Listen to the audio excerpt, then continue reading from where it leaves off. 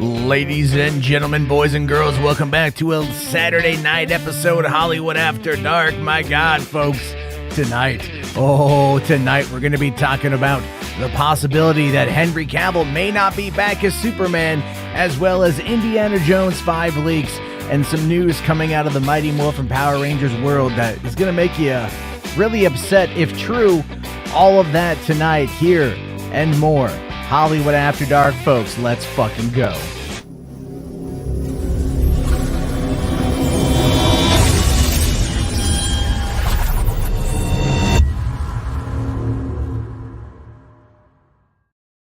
Hey, what's going on, everybody? How you guys doing? Let me just get this off the screen. I thought that was already gone. It turns out technical problems are already happening right off the goddamn bat.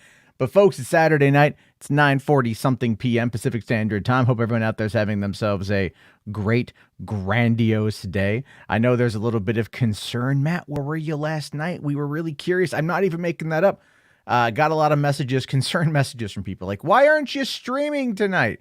Well, I'll tell you guys what happened. So yesterday in Olympia, where I live, some guy decided to reenact Grand Theft Auto 5, hijacked a semi. This is a civilian, hijacks a semi truck, attempts to take it on the freeway, tags a whole bunch of cars in the process, flips the goddamn truck. It blocked traffic on the I-5 southbound for over 5 hours. I had no idea this thing happened when I went out to go do delivery driving last night. And so I get a triple order right off the bat thinking, oh, hell yeah, looking forward to making the motherfucking money. And then I get myself stuck in an hour and a half worth of traffic that reminded me of when I lived in Los Angeles and I would drive the 405 on rush hour just because of this damn thing. However, by the end of the evening, I did in fact pass by the downed semi truck a couple of times, and yeah, it was pretty wild. But also, here's the thing, fun fact, apparently the dude who stole the truck wielding a hammer attempted to rush at the authorities with the hammer, so they shot him. He's alive as far as I understand. He's in the hospital, he's locked up, but yeah, so that's what happened yesterday. Ended up not even like getting home until super late. And at that point I was like, F it. I don't have time to put together a show. I'm tired. I'm exhausted. I'm going to hang out with my kid and play video games. And that's what I did. And there we have it. That was my Friday night in a goddamn nutshell. Weird things happen in the world. Obviously, it is where we are. But anyway, guys, so just to kind of keep things going, because there's a lot to get to tonight. Like I said, there is some news about James Gunn and DC and some scoopers. There's also some Indiana Jones stuff. We have official news, official stills, and 2 different leaks that have come out.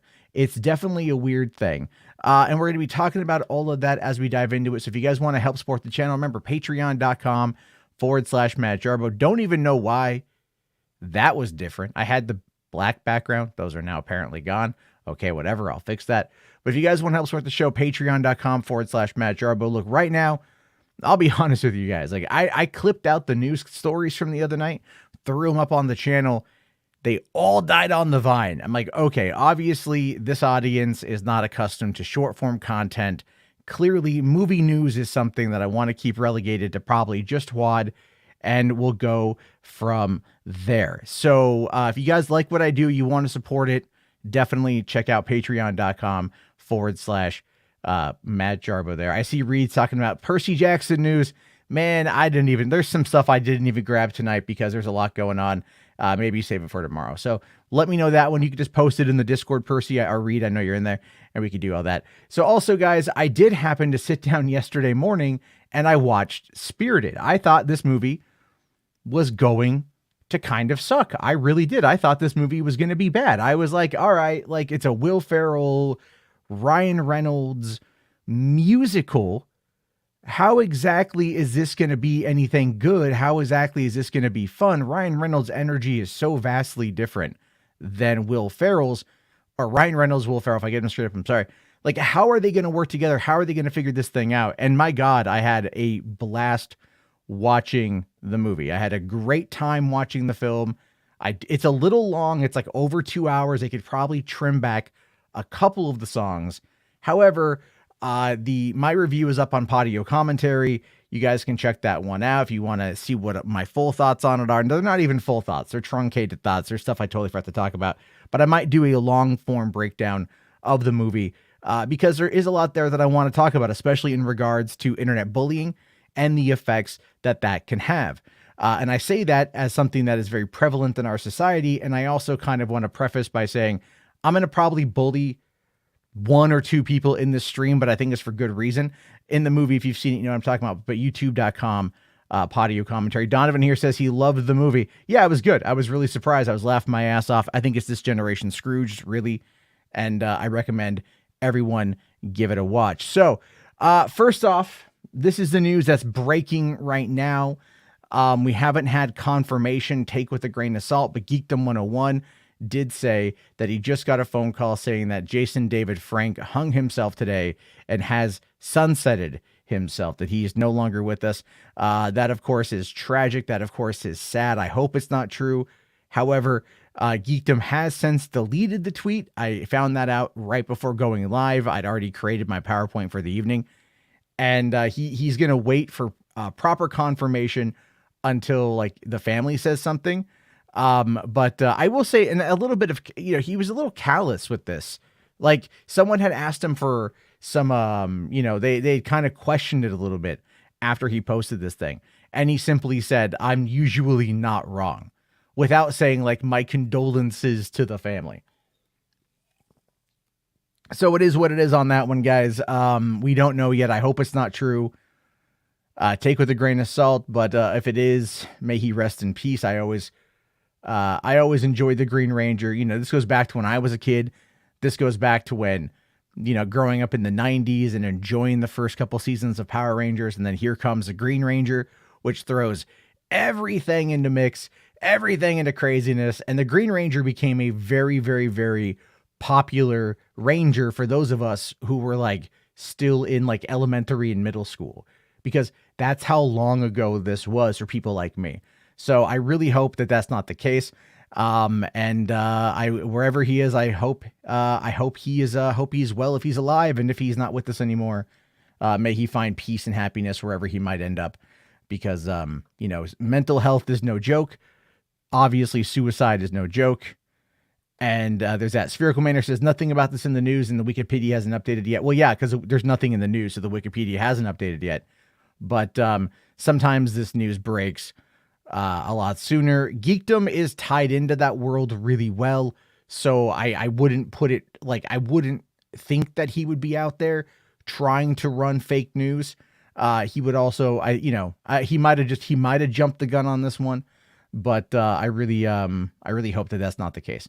So there is obviously that is going on. And all right, where else am I here? Because I'm getting some DMs and I'm getting messages from you guys. I'm all over the goddamn place, but there is good news or interesting news to talk about today, or at least, well, I don't know if I'd say this is either good or bad, but it is kind of funny because Strange World drops in a couple days. And once again, we're back on this media narrative here, this media thing about how Disney's new movie Strange World features their first ever openly gay teenage character. And then you have a meme here saying, Disney, this is the seventh first openly gay character you've shown in class. Now, the meme in that case, I think is pretty funny. Not to say that representation is bad, representation shouldn't happen or anything like this. But what I'm talking about here is the fact that this is the media in the nutshell, right? They have to try to find a way to make every kind of queer character stand out in some particular fashion, right? Like that's, they did that with, what was it? When like Beauty and the Beast was banned in Russia because of a sensual look between Josh Gad and some other guy. You had like the two women kiss at the end of Rise of Skywalker. You have like the whole Black Panther scene where like one woman just touches another woman's head and says, "I love you." And that's apparently like, to end everything. The two women kissing for a brief moment. It's really a peck in Lightyear. I mean, like, people who make it a big deal, who like to run with it as a big deal, then also trigger the people to run with it as saying that it's like Disney appeasing to the woke crowd. Ben Shapiro will come out with some op-ed saying like, it's the Disney agenda, it's the Disney agenda, it's the Disney agenda, you know, and it's ridiculous nonsense nonetheless. I just feel like, look, my take on it is simply this. Have gay characters, have lesbian characters, have queer characters, pansexual, non-binary, trans-identifying characters, right? I don't really give a shit. Does any of it serve the story? Does any of it does it make the characters better? If that's their character's only identifying aspect, then you have failed as a storyteller. And if it doesn't impact the story, then it's ultimately not something that is truly worth getting your panties in a twist over. Like, for example, Baymax, everyone on the right, all the fandom menace chuds, all got upset because they had a trans woman, you know, or a trans man getting tampons or pads or whatever you want to call it, feminine hygiene products, all right, at the store. They lost their mind over that. But another one of the shorts, I think it was a short directly before that, has Baymax helping out a guy who is a cook of fish, who all of a sudden gets a fish allergy, who refuses to update his menu. But that guy clearly likes another, farmer in the market who is gay. And then at the end of the scene, they end up like they ask each other out on a date. It's cute as all fucking shit, right? Because it's like at that point, that serves the story because it's that guy coming out of his shell and opting to try something new. So when we talk about this sort of thing, if the characters are told in a story and it serves the character, that's great. But like when it's just the media running with this and trying to make it something bigger than it is, I don't know. I end up getting frustrated with that because I think it does it a disservice. That, of course, is just me.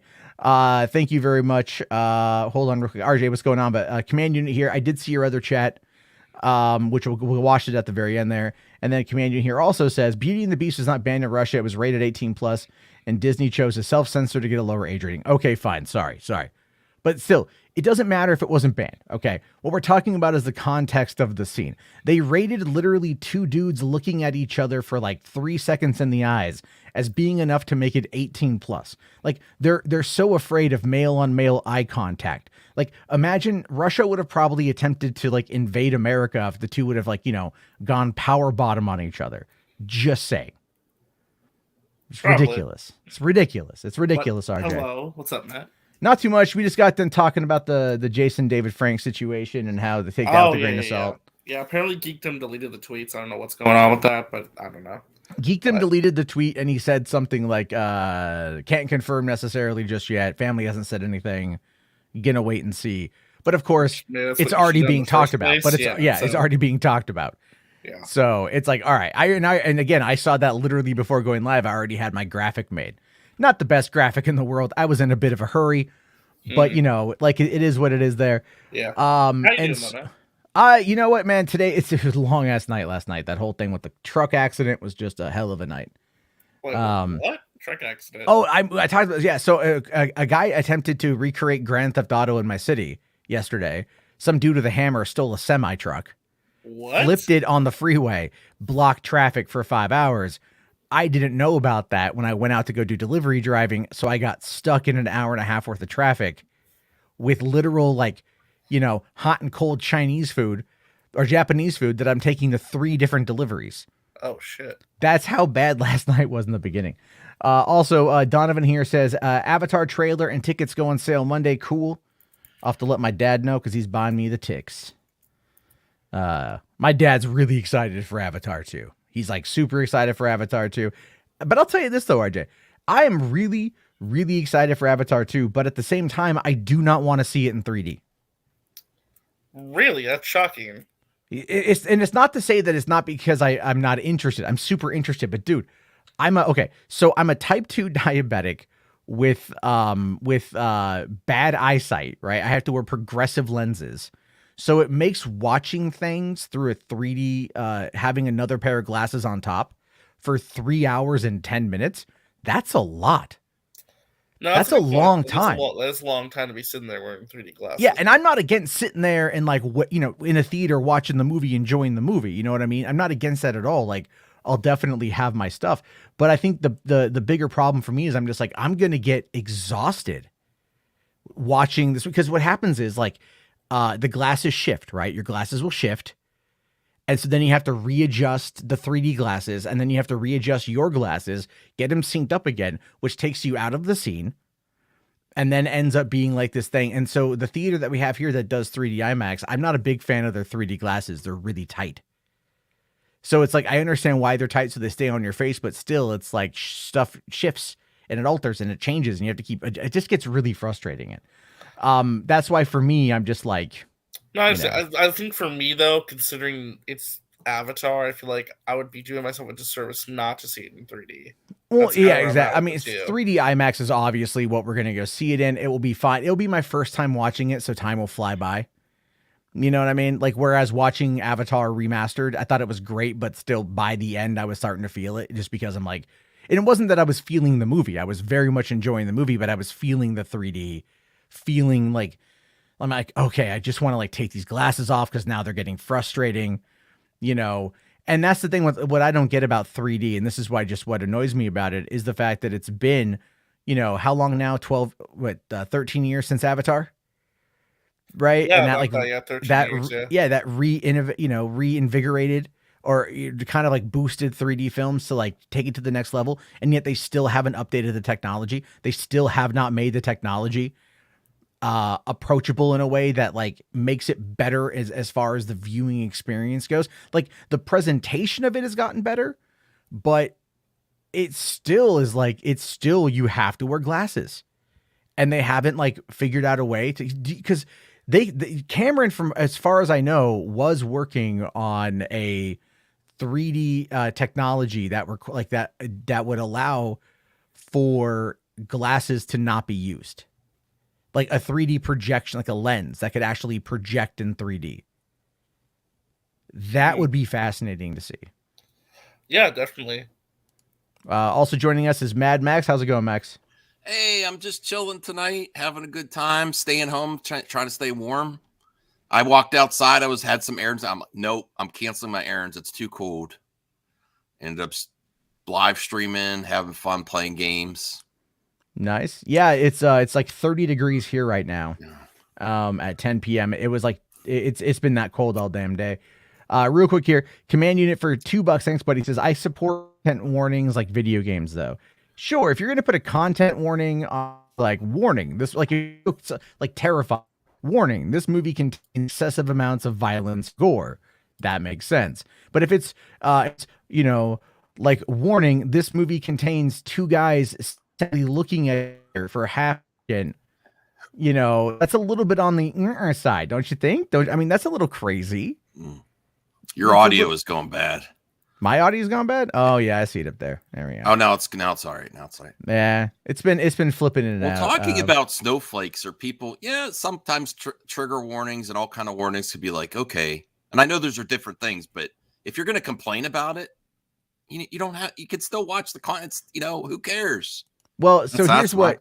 Well, here's what Mosher says. I'm sorry to hear, Matt. Didn't realize James Cameron was holding a gun to your head to make you watch it in 3D. Just watch whatever format is comfortable.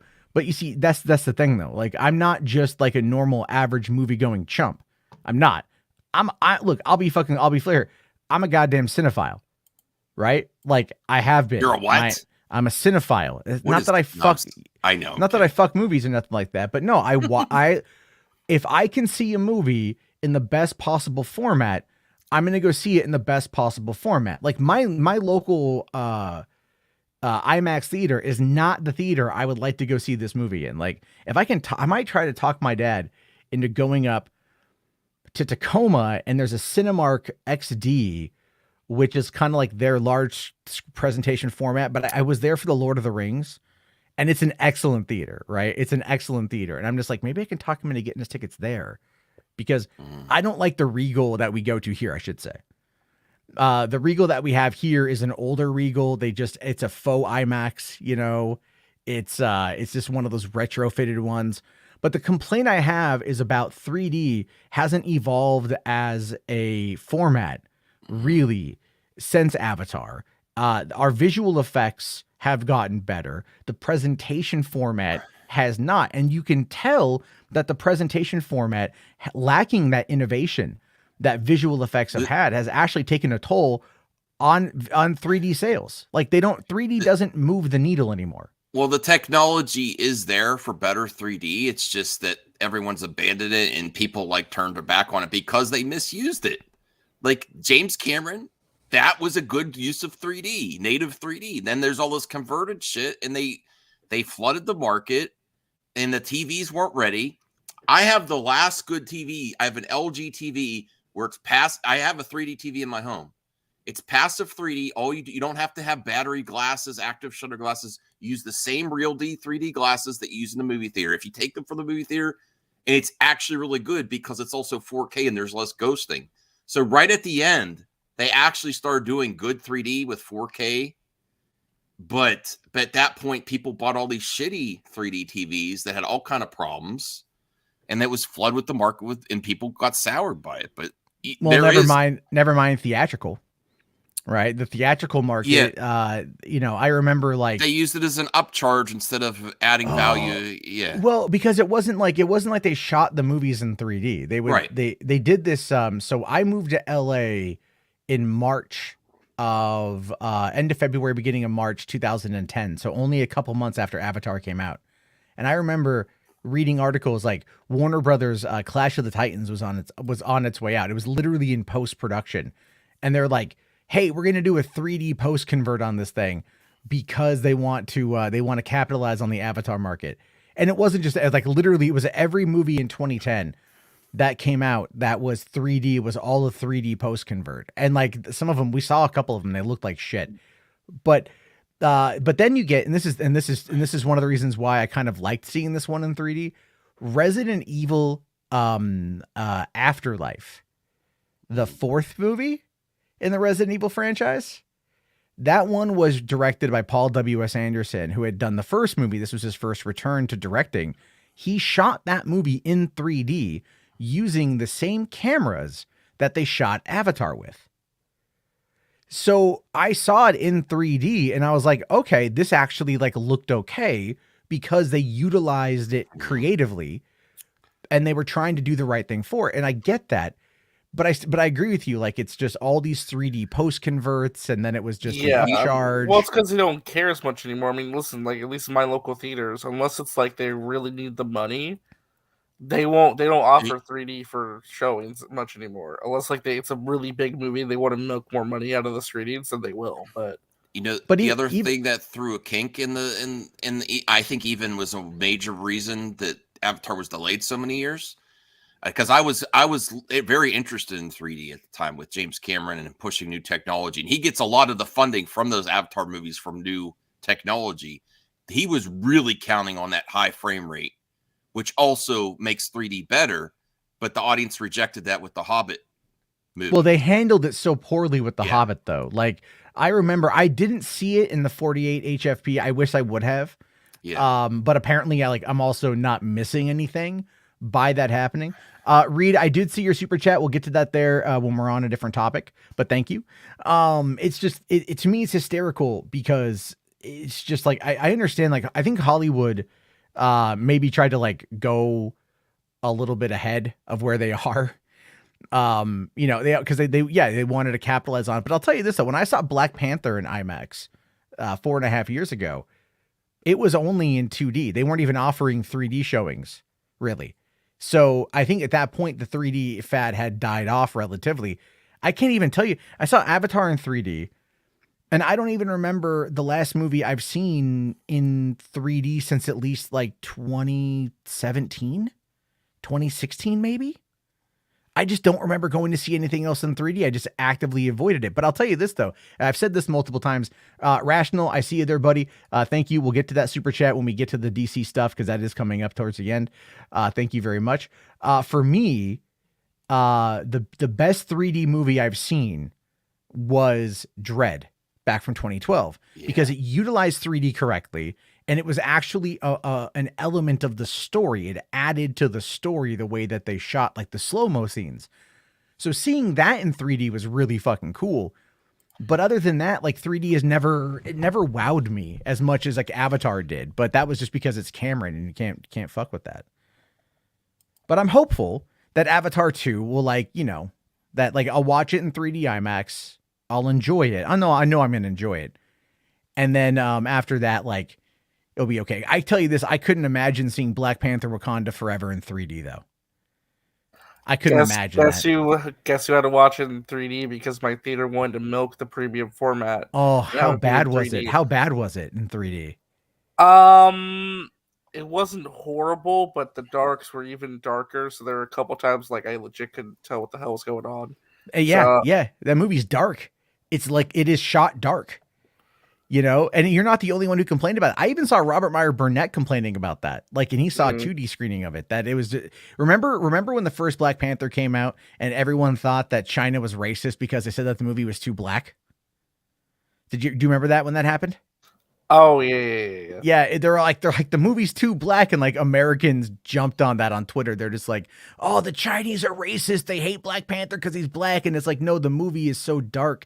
And that last fight scene between Killmonger and Black Panther in the train, in the tunnel, where it's just difficult to see. And I'm like, I challenge any of you fuckers to go back to 2003. I think it was June 2003 when Hulk came out and try to watch that movie theatrically and get to the final battle scene and actually like understand what the fuck is happening.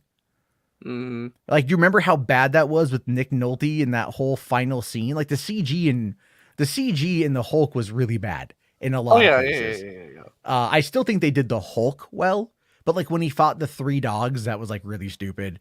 Then there's a lot of really dumb stuff in that whole thing. So there's that was the thing. Stuff. I feel like I understand, these companies are always trying to figure it out. And now, I mean, looking at like, these streaming releases, like this stuff is shot in digital, it's shot in 8K, just like they would be theatrically. And then they're just down-resed for streaming, but they still look pretty good. Like I was like, again, watching like Spirited the other day, like it looked really good. It had a lot of good visual effects. It looked like a studio produced, theatrically released film. Yeah. Neither one of you guys have seen Spirited yet, I'm assuming. So no. I want. Is it on Apple? It's on Apple TV Plus. Yeah, I just didn't get to it yet. There's a lot of stuff I didn't get to. I want to see it. I want to see the new Ralphie. What's the Christmas A Christmas Story. Yeah, Christmas Story. Which I've actually heard is actually quite good. Which I'm shocked by. I'm actually shocked that they actually made a good sequel to A Christmas Story. Yeah. I've heard good things from people. Yeah.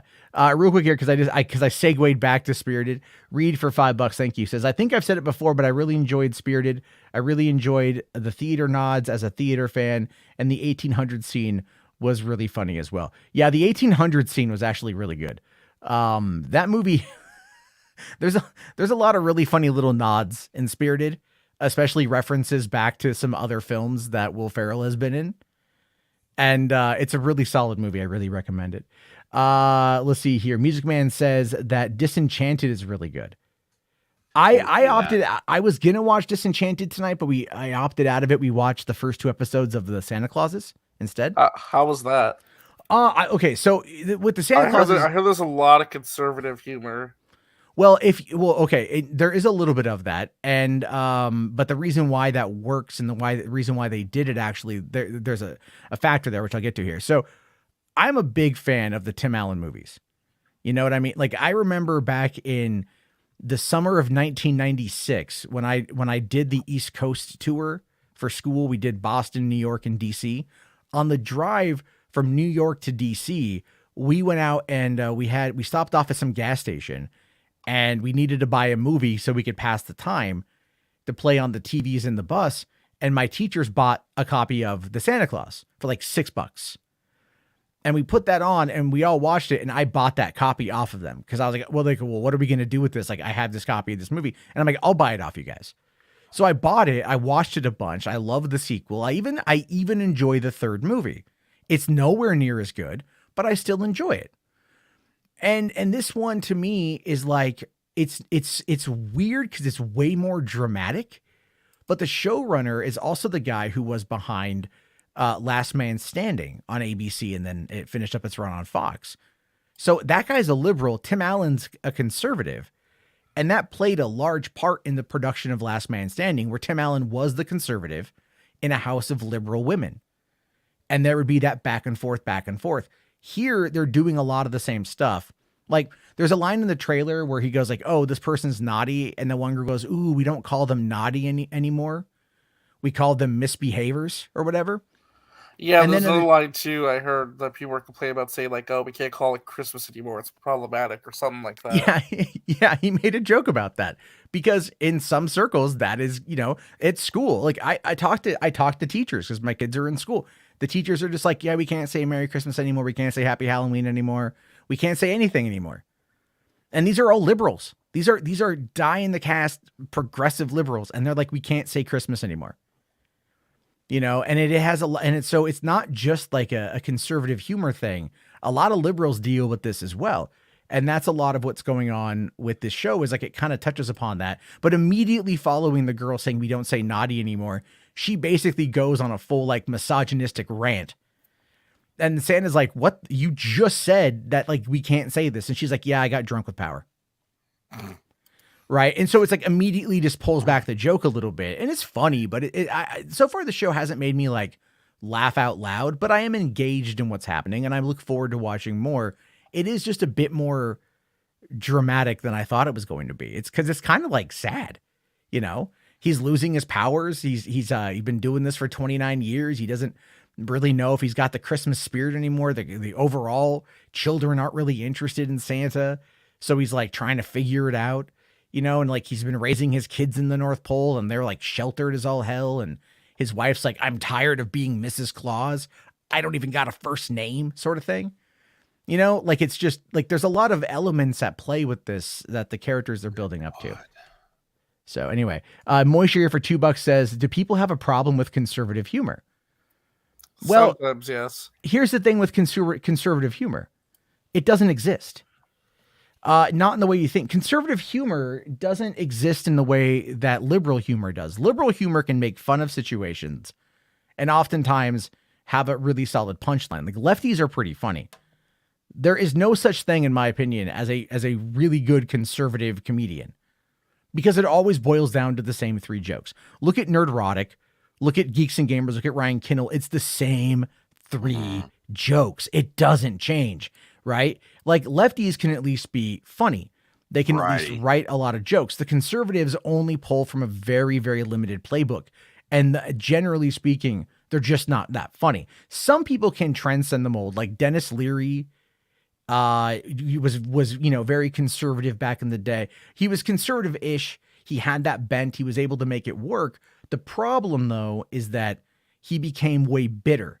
And then his humor just turned into like, incoherent ranting. Even George Carlin by the end just came across as bitter, even though his earlier stuff was very passionate, very energetic, very magnetic, and it touched upon a lot of social issues that needed to be discussed.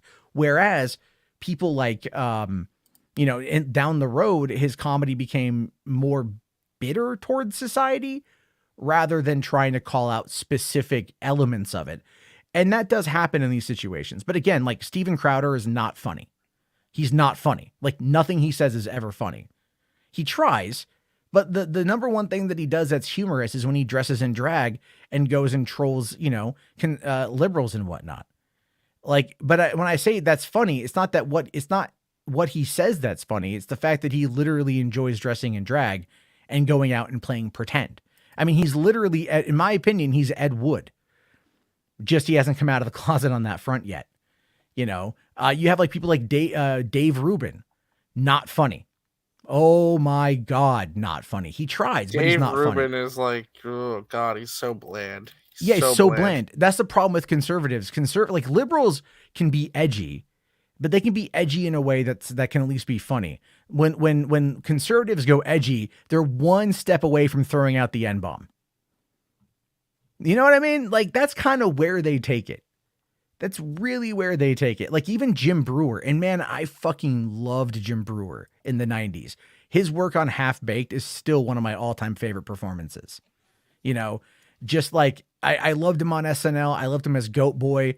You know, I really, really like Jim Brewer. And now he's out there like doing anti-COVID comedy, you know, and it's terrible. It's not funny.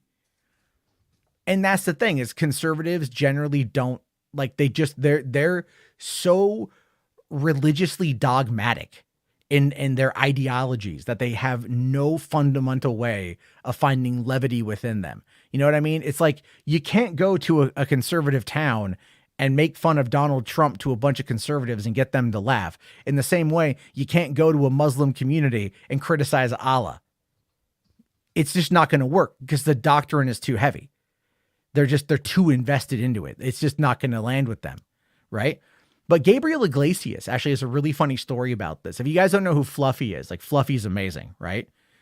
Yeah, everyone knows Fluffy. Fluffy's great. He told a story once about how he got hired for a gig in Saudi Arabia. And they flew him out to Saudi Arabia. They picked him up and they shuttled him off to like this tent, like I think 20 miles outside of the city. Took him out of the city because the religious weren't in the city. Comedy would be banned. Not necessarily like the venue would be banned because men and women would be together in a place, and they couldn't have that. So he went out there and he did his jokes, and they all love him because people do like to laugh, even in these kind of environments. Like, you can find hardcore Trumpsters that will probably like enjoy anti-Trump humor, but they won't do it in a way that's going to be like within a mass group of people. You know what I'm saying? Mm-hmm. And with Fluffy, he does this, and like, you know, he's like, yeah, people just want to laugh. And even lefties do that too. When you get some of like the hardcore, like when they call it, when some people call it like SJWs or whatever, like the hardcores of the hardcore, like you'll get your lefties laughing at that. The same, you'll get your conservatives laughing at that. But it's because the lefties hate those people too. It's a weird gig, but that's the thing. It's like, conservatives, generally speaking, aren't humorous. If you have to explain the joke, there's no joke. Ricky Gervais is not conservative. He's not conservative at all. Jess here says, just freedom. There's sometimes people confuse that with freedom of speech. There's freedom of speech on the, you know, on all sides, really. Hopefully, if you're not warped, you know, you have to allow freedom of speech for even speech you hate. No, you do. That's why I'm not freaking out that Trump is back on Twitter, because I know he's not. Oh, it is funny. Like, he's just not going to use it. He also said, he said tonight he's not going to return or use it. Yeah, well, he's financially invested into Truth, and I think he's like contractually obligated to use Truth, so he can't go to other platforms. Someone paid him money, probably. Yeah. Well, it was the investors that came on in thinking that he would make a lot of money by having Truth. The thing is, though, is that Truth will eventually crumble because everything Donald Trump touches crumbles. And then they will all go back to Twitter. Mean, from what I see, besides the user base is very one-sided. It seems like pretty on point to Twitter, except and I might not be on Apple products. I don't know. It looked legit. I don't have any problem with it. If Twitter went down, I would go to Truth, but Twitter's not really going to go down. No, Twitter, I mean, there's going to be threats of it and whatever, but it's going to be fine, I think. Jess here asking, is Jeff Foxworthy and Larry the Cable Guy conservative humor? They're conservatives, but they also don't punch down on people. Jeff Foxworthy keeps it very surface level. You know, you might be a redneck if you stare at a can of orange juice because it says concentrate. I love that joke. I love Jeff Foxworthy. I like Larry the Cable Guy. I like Bill Engvall. I like Ron White. They can be really funny. And I think like Ron White, man, he gets on his drunken tirades. They're hysterical. But the problem, though, is that like they also realize and recognize what their audience is, right? They also get that. But Dar Scipio here says, I think Bill Burr is the only right-wing comedian who's funny. Funny you say that. He's not right-wing. Yeah. If you think Bill Burr is right-wing, you have never listened to Bill Burr. People get confused with freedom of speech. He's, it's not that. Like, he criticized you. He's like, He's married to a black woman. Well, that Like, doesn't mean he's No, conservative. but that's the thing is that the people try to use that against him. Like he's very progressive. Well, like He when just doesn't like idiots. Well, when conservatives like tout out the Chappelle, I'm like, Chappelle would be making fun of you too, man. Did you not hear Chappelle call Candace Owens like a nasty little bitch or whatever in one of his like the 21-minute special? Oh yeah. Remember Like that? I mean, yeah, that was last year after was after the George Floyd thing. Hey Matt, I'm really working for you, Don. I'm getting rid of bots, and there's a member milestone here. Oh, thank you very much, Chen. Matinee member for 8 months. Thank you. Says there's humor, like politics. It's only their humor is like their politics, only 2 points. That's very true. Okay. That's very true. I see McQuan there says Rob Schneider. Rob Schneider. When's the last time Rob Schneider's been funny? And I hate to say it like that because in the 90s, I loved Rob Schneider. Like, I did. I loved, you can do it, right? Like the fucking water boy guy and like popping. I loved him on SNL. Dude, like The Hot Chick is a really funny fucking movie. No, really? Yes, it is. Yes, go watch The Hot Chick. It's a really funny movie. The Hot Chick is because like Rachel McAdams plays the hot chick. They play off each other really well. She is very attractive, but it's a very funny movie. What was it? Deuce Bigalow, Male Gigolo was really good. Deuce Bigalow, European Gigolo, not as good, but still pretty funny. Me and my friend watched Deuce Bigalow for the first time, and we ordered pizza. And right when the pizza delivery girl got there, it was the scene where they're actually accidentally playing corn. And it's like, and then the pizza girl was like, what is going on in there? Me and my friend. Unfortunately, it's the friend that passed away a few years ago, but we were watching that for the first time. We rented it, and there was a scene where they're playing. Someone accidentally presses the porn, watches corn, and it's really loud. And I was like, the worst timing. And I didn't have the remote, and I was right answering the door. Like 2 dudes watching corn. Well, pizza delivery girl delivers pizza. I was very embarrassed.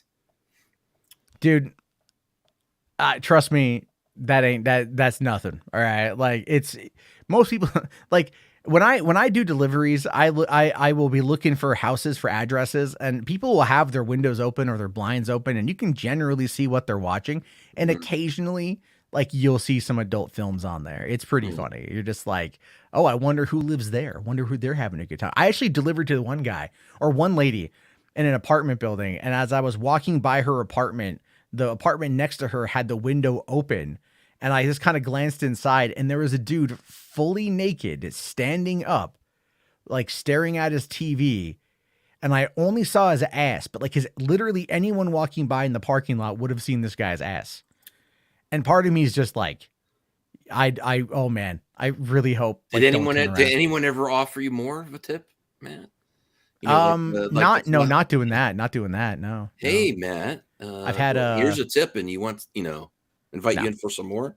I've had people offer me beer to like hang out. Oh, you want a beer?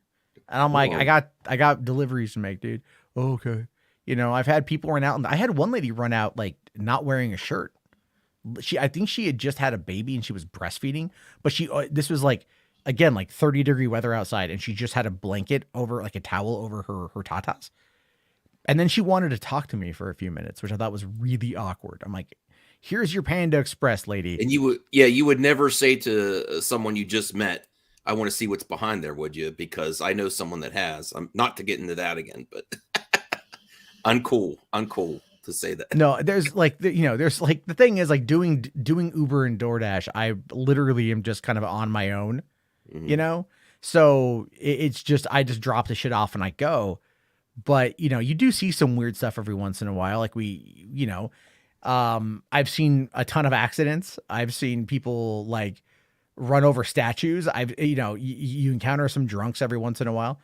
So it gets a little bit crazy and shit, but no, nothing ever like too wild in regards to, like, do you want to come join us or anything? Nothing ever like that. So, let's see. What the fuck kind of community do I live in? A real one? Zachary, come on, man. You can't, people do a lot in the comfort of their own home, but they sometimes forget that like their window is open. They sometimes forget that certain things can be heard or seen or smelled in some situations. So you guys got to remember that one there. Damn. Let's see. Ash Eternal's been a matinee member for 13 months. Thank you, Ash. Says my mom almost took me to see The Animal when I was 9. You got real lucky with your mom not taking you to see The Animal. That movie was. I saw that movie only for Colleen from Survivor. That movie was bad. Did you ever watch The Animal? No, I've not I think seen so. it. You had a crush on Colleen? No, I didn't have a no. Colleen, no.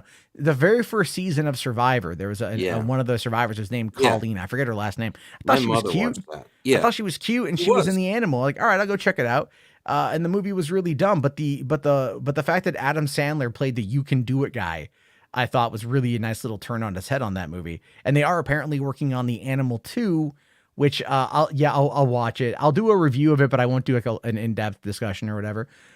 Jess here says, I work overnight. I meet lots of crazy people. Yeah, dude. I mean, you generally tend to when you work at night. That's how this works. And Film Goblin. Yeah, I live in Olympia, Washington. I don't know how, like, you live in Olympia. I thought you were in Washington. Yes. Olympia, Washington. It's 32 degrees right now. I know. What? That's a lot. I understand Washington is a large place. We have a lot of stuff here, but a lot of us are the West Coast, the west side of Washington. We don't like to fuck with the east side of Washington. Let Spokane be Spokane, and let them live in their own irrelevancy when it comes to the state. So there's that. Real quick here. Fandom NSL says Josiah Rises and Ryan Kinno are lost their minds about the Strange World news. Yeah, I also saw Josiah put out a thing today where he had said like the audience score for Strange World is like 29%, even though the movie's not out yet. So what does that prove? Nothing. They're idiots. That's what I'm saying. Like, this is well, I didn't. Okay, so I didn't watch the video, right? And this is my complaint with with Laza on Twitter, who I like, Coco Fox, as well as even I don't know about Fandom NSL, so I don't want to lump them into this, but like, when you take the thumbnails and titles that those guys use, and that's your criticism, is that like, I feel it's like, is it what they say in the video indicative of that? Because I feel like the clickbait shit is annoying, but if they're not saying it necessarily in the video, hard to nail them. It's harder to nail them on. It really, really, really is. And it's like, that's the thing. But I did see, maybe we'll watch it at the end of this thing. The Fandom Initiative, Dane from Actual Fandom and other people are trying to fight back. Have you seen this, Max? Yeah. At one time I would have been all for that, but I don't know. Yeah. I'm not even criticizing people that do that, because God knows I've done my fair share. It's just like I'm having more fun with movie talk lately. And I've also noticed my analytics change, where my analytics used to be the majority of people who also watch your channel. You know that part of the analytics? Yeah. It was like Geeks and Gamers and stuff. And now it's better stuff, better channels, since I've been focusing more on movies and stuff. My analytics have changed. That's good. Yeah. So, and I might go back to it eventually, but I'm just not feeling it at this moment. And like, they're just doing what I used to do all the time together. And a lot of them are just doing the same videos over and over and over again, which I also did. So I can't be that. I can't really, Yeah. Well, that's a big part of it. Though. I wish that's the best. That's a big part of it is it's a lot of the same commentary. Moisture here for $2. Thank you. Says, why haven't you reviewed My Son Hunter? I haven't just like, the election's over. I just haven't brought myself to like give it a watch. I probably need to. Hey, investigate him all you want, but he's not the president. Hunter's not the president. I know. Like, we're gonna do this. Go ahead. Ralph here says we still need a My Son Hunter review, a Buck Breaking review, and a VHS 99 review. The VHS 99 is definitely coming. I've just been like, it's just been a busy week. And this next week, the kids have off of school. It's a holiday week. I'll have more time. But I'm not going to watch a Tariq Nasheed movie, dude. You can fucking pound sand. Thanura Ravindra, thank you for the 5. Says, not sure if mentioned, there's rumors Jason David Frank, Power Ranger actor, passed away. Him and Conroy in the same week. 90s kids aren't okay. I did talk about Jason David Frank at the beginning of this. Currently, that's the rumor. Yeah, we still don't know for sure. Still don't know yet. Hopefully it's false. Hopefully it's false. Yeah, hopefully it's false. Yeah. But I agree with you. If he also passed away, him and Kevin Conroy with very quick succession is 90s kids be hurting, man. But 90s kids are now like up in their 40s. So that's absolutely a thing. I'm not too sure. Now, Dat Boy here makes an interesting point. Says, what happened to if you don't like it, don't watch it? There's a bunch of content I don't like, but you'll never catch me wasting my limited time on this rock complaining about it. Here's the thing with that is it's the fact that a lot of the people who see this stuff, I think, see it unwittingly. And what I mean by that is the YouTube algorithm will just, what's the word I want to use here?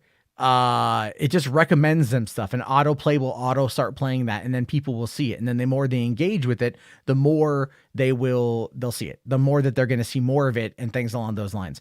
That's how YouTube operates, which is really unfortunate. It's why feelings over facts has such a massive thing.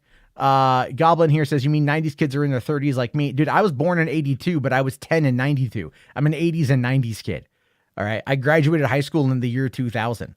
Like 90s kids are we're talking like that's millennial shit right there. Okay. Like fucking, that's like Gen Zer almost. My Son Hunter is free on YouTube if you want to watch it for free. I don't want to watch it at all, but I mean, I probably should.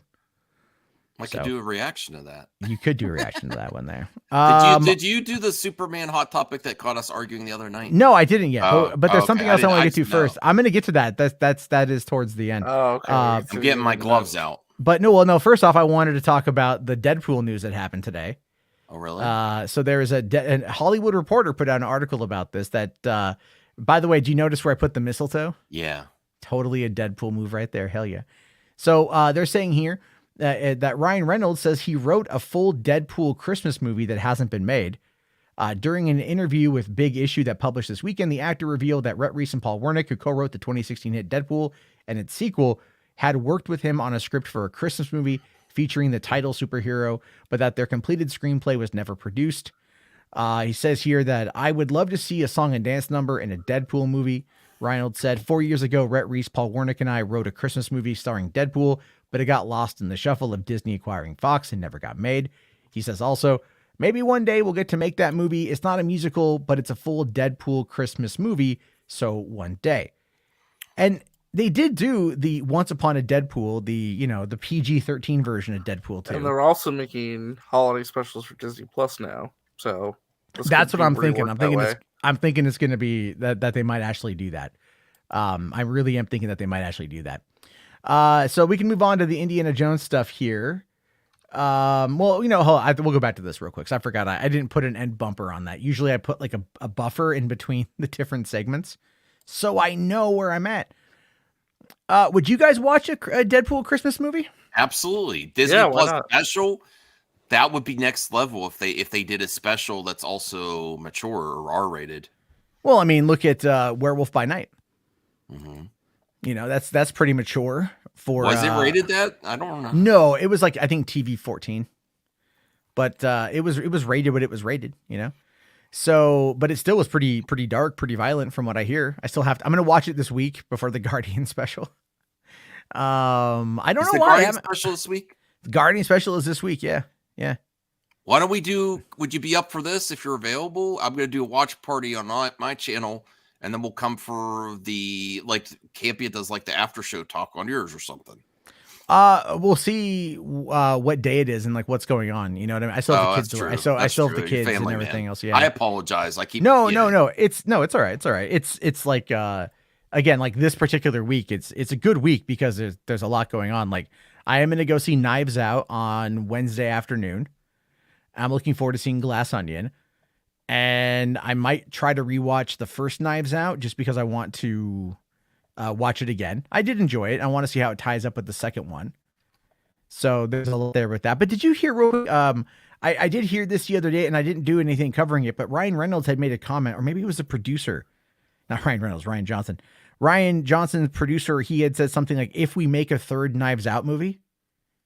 And I'm like, but didn't Netflix pay $450 million for Knives Out 2 and Well, 3? you know how it is, though. These producers, they always talking maybe just in case to cover their asses.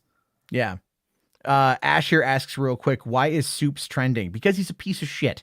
I don't even know There's what a lot. happened. Well, I don't know. That whole situation is very murky and weird. That's why I'm waiting. I don't even know what's going on. I just know people are talking about him. I didn't Basically, like somebody wrote an article where they try to expose him as like being a guy who like talks about these people. No, it was his former manager. It was the former manager that Soups had co-signed this article written by the Rap by Humberto Gonzalez.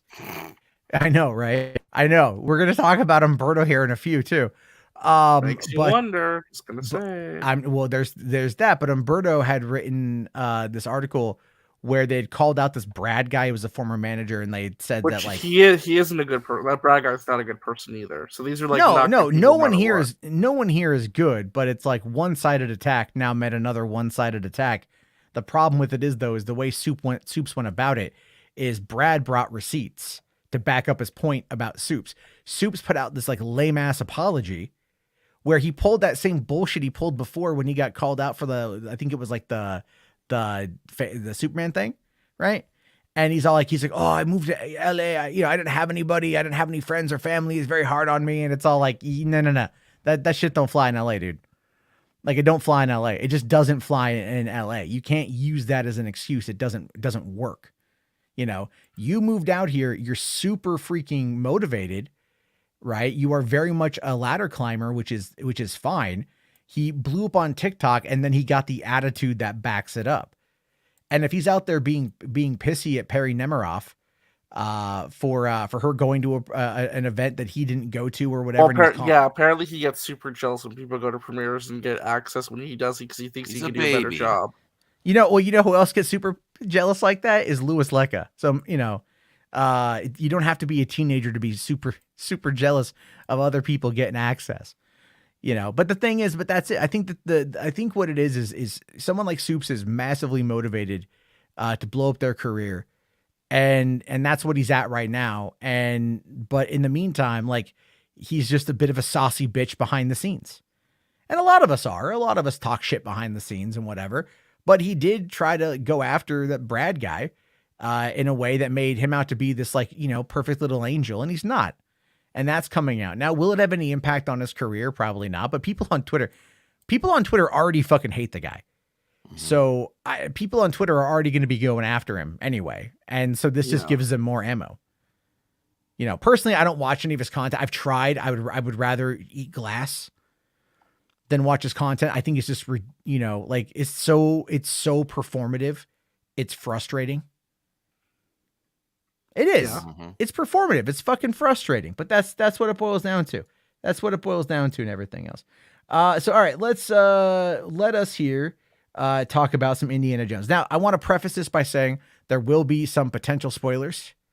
If you don't care, keep on. We're talking about 2 different leaks as well. Oh, well, didn't James Mangold debunk most of these, though?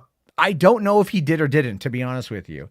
Because there's a new one. There's a new one that apparently came out today outside of this Empire thing that happened. So let us, let's kind of dive into that one here. So first off, we got the new Empire magazine, which I'm gonna buy a copy of this. So I want to get this in high quality. Showing off also this image of Indy in New York and some stuff happening in the with like golden light or lightning or whatever. Some people have said this confirms time travel. I don't quite know necessarily if it confirms time. It could, but I don't know. I really don't know. But if it's, some stuff is confirmed, I don't know. We'll go on. We've got a couple of images here. First image of Indy, as Harrison Ford has an old ass Indy at the end of his adventure, which is going to be really interesting to see. Looks really good though. He still got it in my opinion. And then we got Mads Mikkelsen here. I love this image. But he looks just like the other guy from Raiders. He looks like Arnold. Was it Trott? I forget Or- the guy's name. or But Arnold it's Mags Talk, yeah. Mikkelsen. Yeah. But they did say his character name is like Voller. He's a Voller, Nazi. yeah. He's a Nazi scientist who's working on the moon projects. Yeah, so that's actually gonna be something else here. And then we also got the shot of Boyd. What's his name? Boyd Holbrook. Holbrook. Yeah, who was in Logan. He's playing the henchman He of looks- Voller. He looks like Jameson or what's his name? Oh, J. Jonah Jameson. Yeah. a little bit, yeah. But and this is obviously 1969 New York, which we're going to see a bit and of this is here. during like I think Anthony this is a says parade. Thunderbolt Ross. Yeah. I think it's a parade to celebrate the moon launch or something, like some kind of NASA. Yes, event. I think it is. I think it is the moon launch there, and that's a big. I mean, because given where we are right now with the Artemis 1 having just launched the other day, a 25-day unmanned cruiser to head up to the moon, and then they're gonna like come back around, and then next year you're gonna have a manned mission to the moon for the first time in over 50 years. So that should be fascinating. But anyway, this is what Empire says today. Indiana Jones 5 will pit Indy against Nazis again in 1969. Now, this makes the most amount of sense to me. All right. And I hate to say it like this, but it's like, I always called, even though this trilogy ended before Die Hard, I always call everything like this the Die Hard effect. What I mean by that is you have the original movie deals with a certain set of bad guys. The second movie is largely removed from the original film. And then the third movie brings back the original bad guys again. And a lot of trilogies do this.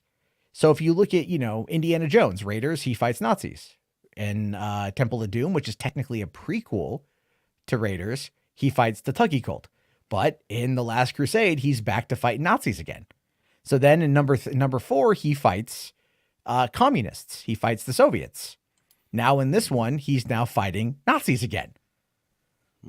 Okay, and this is also I think it makes me think that it's got a higher chance of success. Honestly, well, it's not. I think what it boils down to is not fucking with a good thing. You know what I mean? Like not messing with a really good thing. It makes sense though. It's not like it's a stretch of Nazis would still be around in the 60s. Like Nazi German scientists did work on the moon landing projects. They did still exist in like South America. They escaped to other countries, right? I mean, it's not like a far-fetched thing. Oh yeah, no, it's not at all. I mean, we literally imported Nazis to work on the on the atomic bomb project, right? On the Manhattan Project. So, I mean, we did that. So yeah, we're not against using them when the time is right. But it says here, Empire can reveal that Indiana Jones 5 finds our hero in 1969 living against the backdrop of the space race. But the American effort to beat the Russians to the moon brings with it some uncomfortable truths for Indy. The simple fact is that the moon landing program was run by a bunch of ex-Nazis. This is coming from co-writer and acclaimed British playwright Jez Butterworth, hell of a name, saying how X they are is the question, and it gets up Indy's nose. Pitching Indiana, a man always looking for to secrets of the Earth rather than to the stars, into an era of the astronaut finds himself even more a man out of time. It's not just that a model of a hero, it's not just that the model of what a hero is has completely changed. It's not that they're looking for something where there's nothing up there. It's like Reno without the gambling or whatever his line is, but the people that are there that are behind it are, his sworn enemies. Okay. It's kind of an odd way of saying it, but yeah. All right, fine. So he's going to find out that the space race is happening and that it's run by a whole bunch of these ex-Nazis, and he's fought Nazis twice. He hates Nazis. So something about it is going to be off. And I have a feeling that's going to tie into whatever we get with the de-aging of him is going to be flashbacks. That's the flashbacks, probably the opening of the movie. But it could also tie in. There's rumors that there's time travel and that de-aging is a main character, so we'll see. Well, that'd be a weird thing. Still not sure how I feel about that, to be fair. But additionally, if you recall, in Indiana Jones and the Kingdom of the Crystal Skull, there was a lot of conversation between Indy and Ray Winstone's character about operations in World War II. That they had done a bunch of stuff in World War II. And so what I'm wondering, and I've always said they should just do an Indiana Jones World War II movie, or a show or whatever. and like tell those stories. And I'm wondering if that's what we're going to end up seeing is stuff that happened after the Last Crusade, where he encountered the occult side of the Nazis once again. And then he ends up unlocking something that's going to lead in, because there's going to be an artifact. There's going to be a MacGuffin. You know, is the MacGuffin going to be time travel? I don't know. Well, the rumor, I saw this on Reddit, but well, we'll get to that. We'll get to that because that's coming up. That's coming up. Okay. Again, there's two different things that have happened now.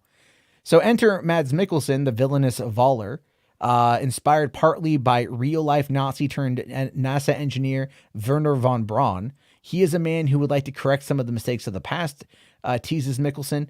There is something that could make the world a much better place to live in. He would love to get his hands on it.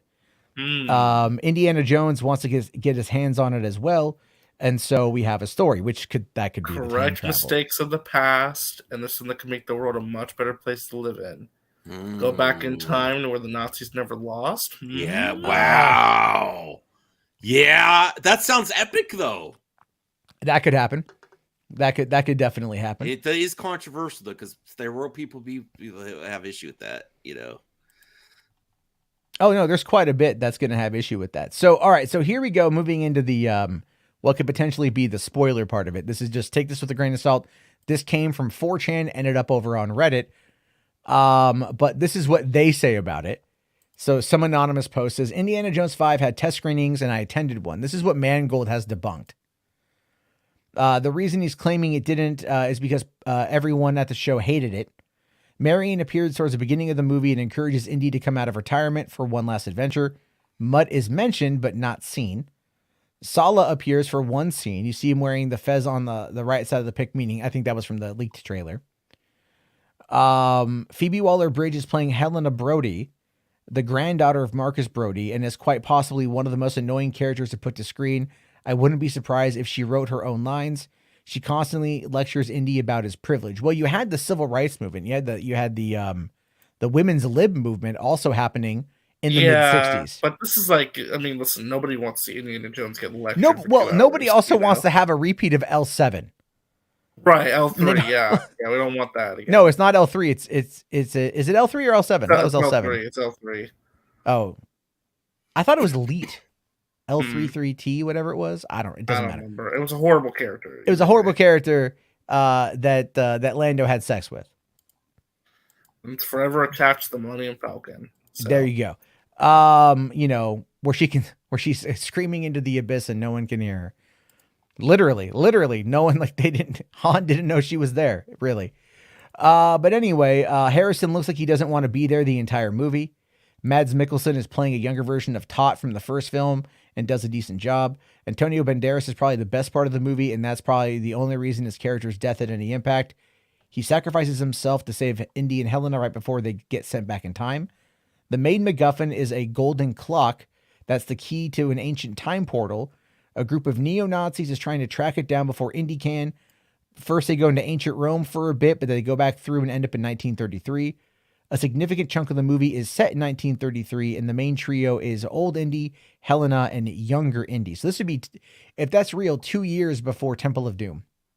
In my screening, the movie ends with young Indy sacrificing himself to save Helena, causing old Indy to fade away like Marty does in Back to the Future.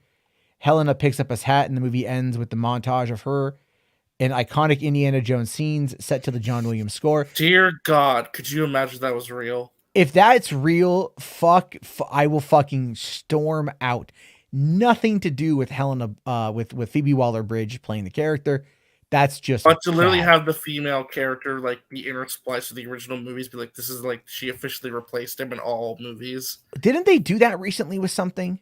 I don't remember, but dude, this would break Hollywood. This would break the fandom. Everybody. This would break the fandom. This would destroy Hollywood in a way too. You're gonna kill off Indiana Jones and have the woman intersplice footage. Yeah. Be your history doesn't matter. This is the new history. What? No. Yeah. No. So then it also says that the movie says Helena will return.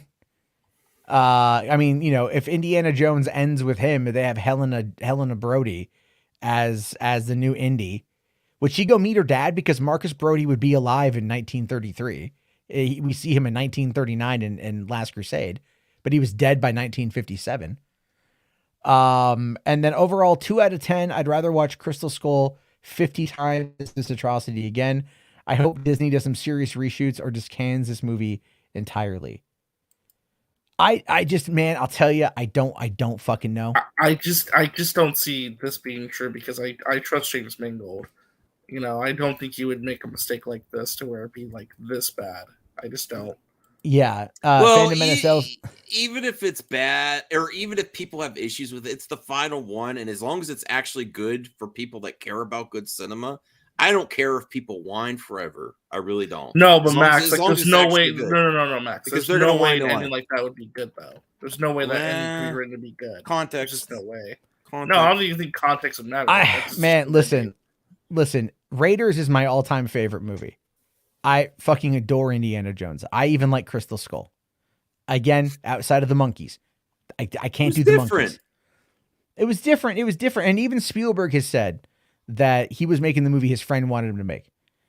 So, I mean, I agree with Reed. I hope this is false. Spherical Man, on the other hand, is jizzing over this concept, loves it. Well, you would only like if you're an agent of chaos and you want the world to Kathy burn. Kennedy and her behind this, and Luke. Ooh.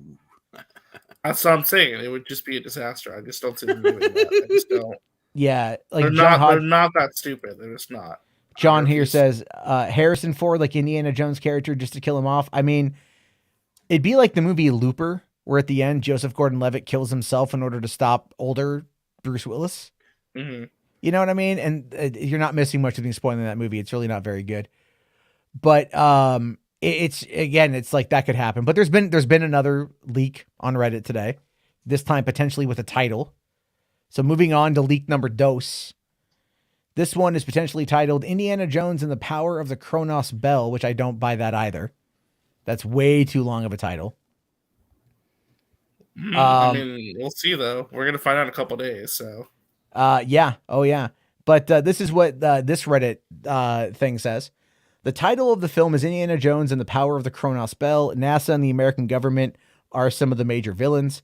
The Bermuda Triangle legend features heavily a place littered with some people and artifacts from across the centuries, all coexisting together. Romans, Nazis, pirates. That was actually a plot for I think a Bermuda Triangle movie or something, like Nazis and pirates. That was the original Frank Darabont script for Kingdom of the Crystal Skull. It was going to be Bermuda Triangle. Was it? Because okay.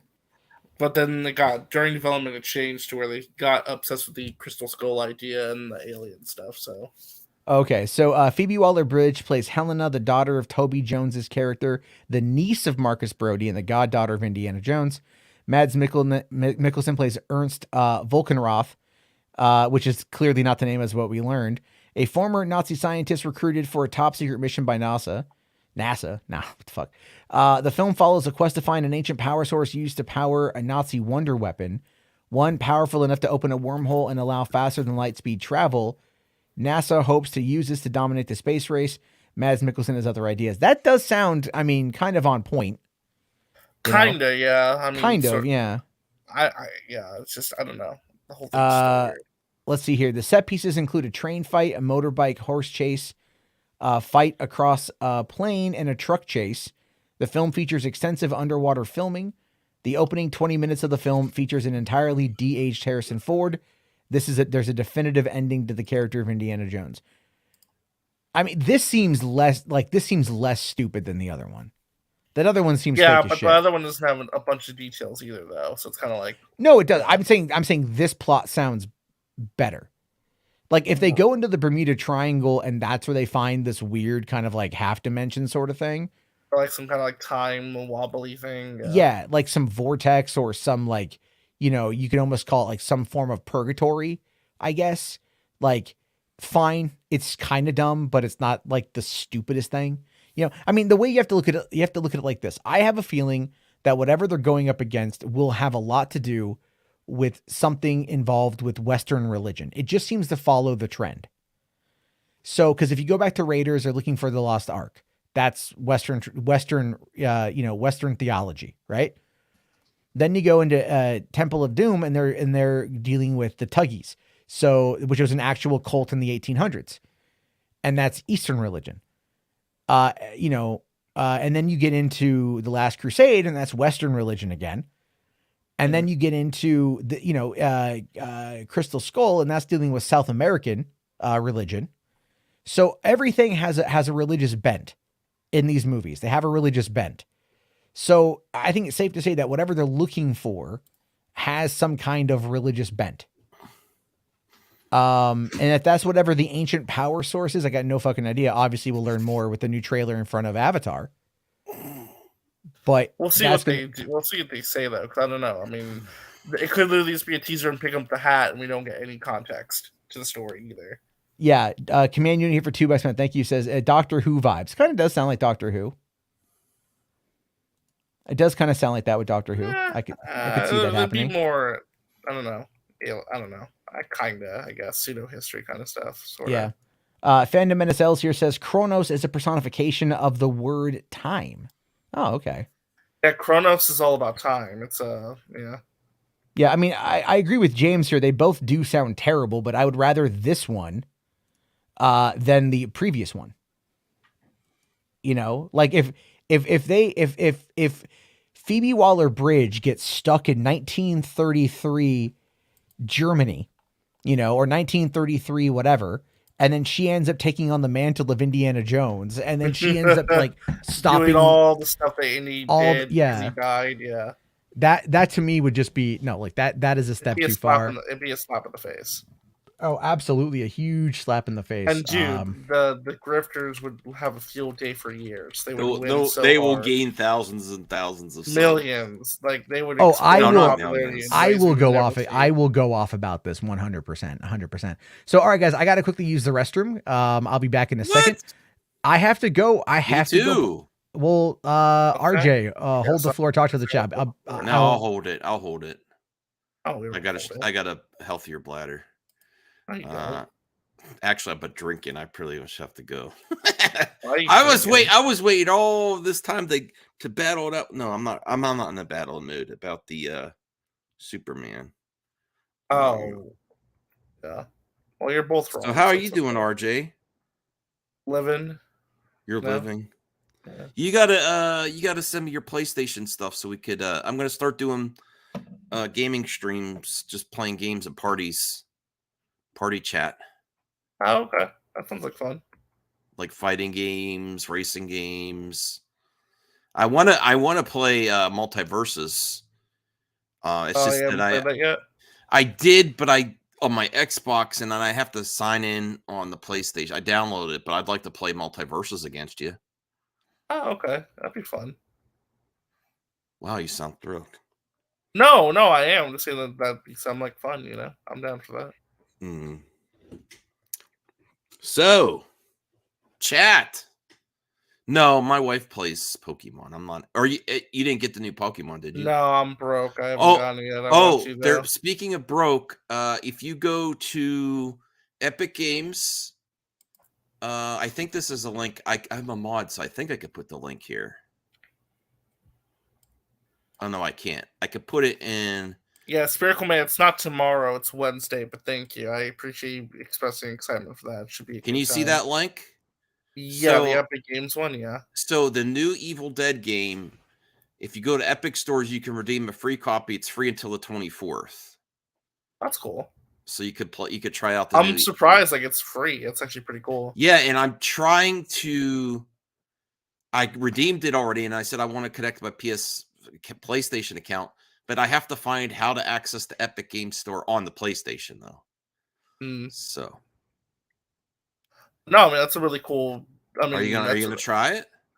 I could. I just don't have a game PC though. I don't have a game PC. So no, you don't have to. You just you redeem it for your platform, Switch, Xbox, or PlayStation, or computer. And no, then that's not how that works, is it? Yeah. Really? It's just I have to find out how to access the Epic Games on the PlayStation, though. I think you have to go to connect like you've connected YouTube and Twitch and connect. Yeah, Epic. No, I know. Well, no, there's no way that's how that works. Really? Yeah. Oh, it says right here, connections. Use the below tabs to manage permissions for applications to manage linked accounts. Steam, GitHub, Twitch, Xbox, PlayStation, or Nintendo, and I connected through PlayStation Network, but I have to figure out how to actually play it there. Yeah. That's the only thing. But it is a free game. It does. If you have a PC, you're good to go. Nah, this is fake, Rational. Come on. What? Oh, he sent me a logo of the new Indiana Jones movie. It's called Indiana Jones: The Empire of the Gods. Send it to me, Rational. It's fake, Max. Come on. No, it's not. At this point, there's so much that could be real or fake. Who knows? Darn, you got back before I could bring up the James Gunn thing. All right, now my pee break. I'm going. All right, you go pee because when we get back, that's when we'll be talking about the other stuff. So, Max is going potty. All right, so are we talking about James Gunn BTFO'd everybody today? Well, that's going to be part of the conversation, RJ. Right? You got to build up to it. You gotta take people on a journey. That's how this stuff works. You got to preface a lot of stuff there. But we can, let's see here. Okay, well, we can answer this one real quick. So Rational had sent this one earlier, $10. Thank you, Rational. I just wanted to wait till we got to the DC stuff. Saying if Gunn decides not to keep Zolo and Sasha Kala in the DCEU going forward, that will hurt the talent relations because Hamada told Zolo and Sasha they will play significant roles in the DCEU. Well, I mean, the DCEU is effectively dead, right? It's just the DCU at this point, which I think is still a terrible fucking name. I like it. Well, I look, DCU is also DC Universe, which is an online game. You know, like it's simple. Rolls off the tongue. Just DC. No. DCU MCU sounds way too similar. DCEU has been largely adopted by the fans. So changing that, but I understand why they want to change it by getting rid of never official. Well, it was never official. Well, no, AT&T made it official. AT&T did make it official. And then because when they launched HBO Max, they had a DCEU section. So they made it official. The problem though is that I think there's a lot of baggage with the DCEU. Well, yeah, it's a lot of baggage associated with that term, you know. Yeah. I think a lot of it has to do with Zack Snyder. I'm just being honest with you. I say that not to attack Zack or whatever. It always goes back to Zack. But it started with him. You know what I mean? It started with him. And a lot of people out there, a lot of the online stuff, a lot of the chatter, a lot of how people have acted, a lot of the controversy has been stemmed around the concept of the, DCEU and the future of that. And I do believe ultimately that is what's causing some of the problems.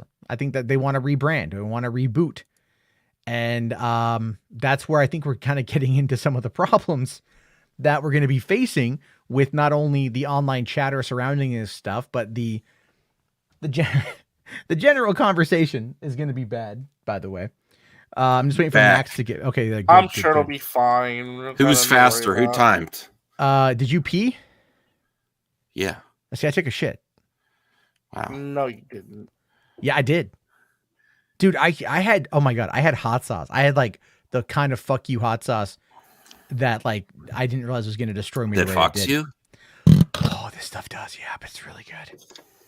There you go. Anyway, it's Zach's fault. So yeah, there you go. All right, let's see. Ralph's Double Tister says, so you mean the hate mobs for Snyder's films like Man of Steel and BVS? There's no hate mobs for those movies necessarily. What I mean is like the online chatter coming off the fan base being complete dicks in many instances. So that's a big problem. But anyway, let's talk about this. This popped up yesterday. And in an article that a lot of people are quick to debunk. Because here's the thing, right? I think there's a couple interesting pieces of information, but it's nothing that we all didn't already know, to be honest. Like outside of like the whole presenting like the slate to WBD in January 2023, we already kind of figured there wasn't a script, there wasn't this or that with this movie. Umberto's on the level of like, what's that other guy that likes to write articles, get people angry? Scott Mendelson. Yeah, I think he's almost to that level. Well, no, Mendelson likes to be incendiary on purpose. You know, he's not working for Forbes anymore, right? He's actually at the Wrap. Mendelson? Yes. No. Oh wow. And all their stuff are paywall. Go look at his Twitter profile. You'll see that he's at the Wrap now. He's gonna have good company with Umberto. There we go. Paid on DC together. There you go. That's what's gonna happen there. But look, the thing is, like, they posted this article yesterday, and a lot of people were quick to try to debunk it. So he says here that Henry Cavill Superman encounters setbacks, Superman encounters setback the possible DC return. Now, we've heard about this before. We know that there's not much going on in regards with Cavill and when he will be returning. We know he's gone out there and said it multiple times. The Rock has mentioned it. DC's social media has pushed it out there. But as I said, when it happened, it came across to me as a marketing tactic for Black Adam.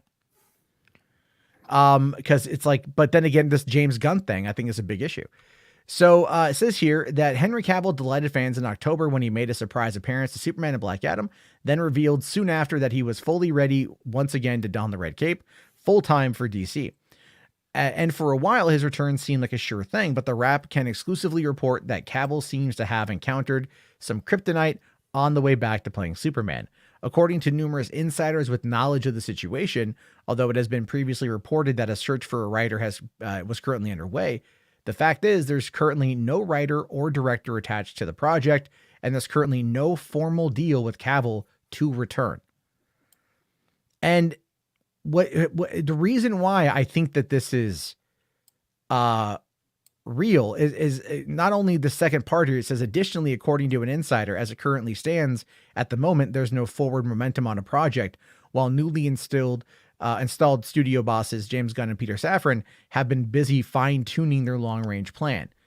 Now, I didn't get the screenshot of James Gunn's tweet yesterday on that one. You know, he said that he confirmed that, yes, we will be presenting our plan internally to Warner Brothers Discovery in 2 months. Yeah. That's what he confirmed. Yeah. But to be fair, Matt, though, just real quick, just want to say this real quick. You and I both said, well, yeah, like, didn't you argue too that, like, they're not going to officially sign a Cavill deal until they get in there? I could have sworn you said that. I did say that. I did absolutely say that. So, of course, like, yeah, the Gunn and Safran have to decide what they want to do with Cavill and work out a contract with them. That makes sense. Like, yeah. I'm not shocked by that. What I think, because John here says there's no way he would quit The Witcher without a contract for Superman. He was at the end of his contract. He was up for renewal, and he wasn't happy with the way The Witcher turned out. So, you know, and then I'm sure he thought about it though. Like, oh, well, Superman might be a sure bet right now. So I'm like, well. You know what? Because here's the thing. They already signed Liam Hemsworth and got him to come on to do the show, to take over the role and everything else. That would have taken months to do. That would have taken a lot of time. So his exit from The Witcher was already happening months ago. And I think what happened is just things happened to coincide. You had him wanting to leave The Witcher due to creative differences, which makes sense. He cares a lot about Geralt. He cares a lot about the characters that he plays. He very much does. And he wanted to leave probably because he didn't want there to be a similar situation with Superman, where he had no creative input. He had no control. The studio was, letting everything run rampant, or it was just going to go tits up or whatever. And so he wanted, and this again, my speculation, that he wanted to bail. And then, right around post Comic-Con, because RJ and we agree that The Rock leaked the information about the Henry Cavill. I think it was Rock and Andy Garcia. Also, Mug Productions probably leaked that at Deadline. Yeah. Yeah, I agree. And I think that when that blew, I think it maybe blew up a little bit bigger than they wanted it to, but they still used it as a way to get Mike DeLuca and to sign off on bringing back Cavill and then to work out the deal. And what we know, at least through the grapevine, is that they had finished out Cavill's contract for this specific deal.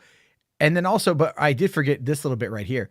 They said, Cavill here, did I grab that? I may have missed that particular part.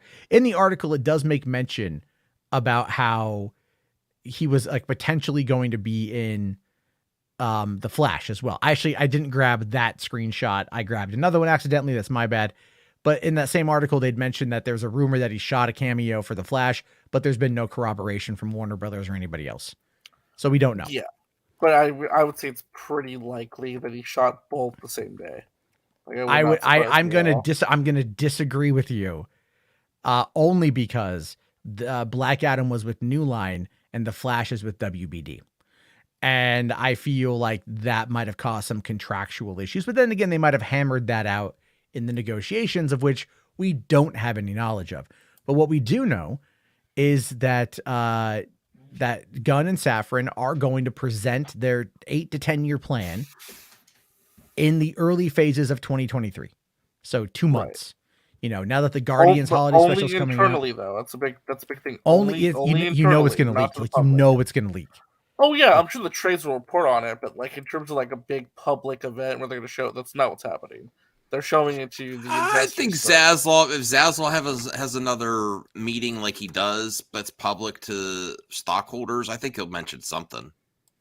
It could. I'm saying like it's not going to be like a traditional like press conference. No, like that's not till Comic-Con, I think. I think that's not till Comic-Con. And by that point, they could have a deal with Henry Cavill. Anything could happen. Now, James here says he wouldn't go around spoiling the film if he wasn't officially back. He will keep in mind that it was The Rock who did it first. And The Rock did it at the premiere to get people interested to go see the fucking movie. And then the image leaked out there. And then people, again, this is reality. The estimates dropped by $10 million. It overperformed its opening estimates by a few million. But had that 67 million I should say their original estimate was 75 million. And then they dropped it to 60 to 65 million. If they would have had not dropped those estimates and Black Adam would have underperformed at 67 million, it would have come out. They would have called it a flop. They would have. The trades would have come out and called it a bomb. It underperformed, right? Casting the doubt. So it really does. The narrative through titles, headlines really does matter to a number of people because that's what they see. So I believe in this particular case, Cavill was out there talking about it. Yeah, he's coming back, but it was definitely used as a way to sell tickets. Do either of you disagree with me on that assumption? About what? About Cavill revealing Cavill to be in the movie beforehand, and then using that as a piece of the marketing was as a way to sell more tickets. Yeah, I would agree with that. To sell what? To sell more tickets. Yeah. Because The Rock even said, well, The Rock even said in his, he posted a video to TikTok, congratulating Black Panther for, dominating everything. And it said that, a few months ago, or a year ago, whatever, Black Adam, no one knew who Black Adam was. No one knew who the Justice Society was, which isn't true at all. But he goes, now they're household names. And I'm like, that's not true at all either. Because they're more popular than they were before. That's very true. They are. But I would argue that Legends of Tomorrow probably had more overall viewers than Black Adam did. But anyway, that's just splitting hairs, all things considered. But he's not wrong about that. But again, it's like the Henry Cavill part of that was all anybody talked about. So that became the central part of the final marketing push for the movie. And it didn't do anything. It just didn't do it. Even when I saw the movie, half the audience got up and left before the mid-credit sequence, which I thought was really funny. Yeah, it's been happening more. It happened to me with Black Panther, actually, too. A bunch of movies that's been happening with, actually. It's weird. I'm like, don't you know better by now? I don't know. It's always baffled me. It's very crazy. So that's kind of what I'm talking about when I say, there's no done deal yet for Cavill. I believe that there's a tentative agreement in place to bring him back. Hi, Callie. I'm trying to, I might have to go because she will not stop. So, I'm just saying in this particular space, it is very much they'll figure it out when they figure it out. But I think, I think James Gunn would be smart to use Cavill, but at the same time, they could completely go a different direction with it. And we don't know yet. And that's kind of what brings me to this next little bit here, because as we saw yesterday, In response to this, someone asked, some people are claiming that they know who will be the DCU Batman. Do you already decide, or are they bullshitting? And he says, anyone who says they know anything about anything in the future of DCU or DCU is bullshitting, because right now that's truly only me and Peter. Mm-hmm. And this was a big thing because it's like, I mean, obviously a lot of people turn their attention to one particular individual or two particular individuals who are known to push a lot of bullshit.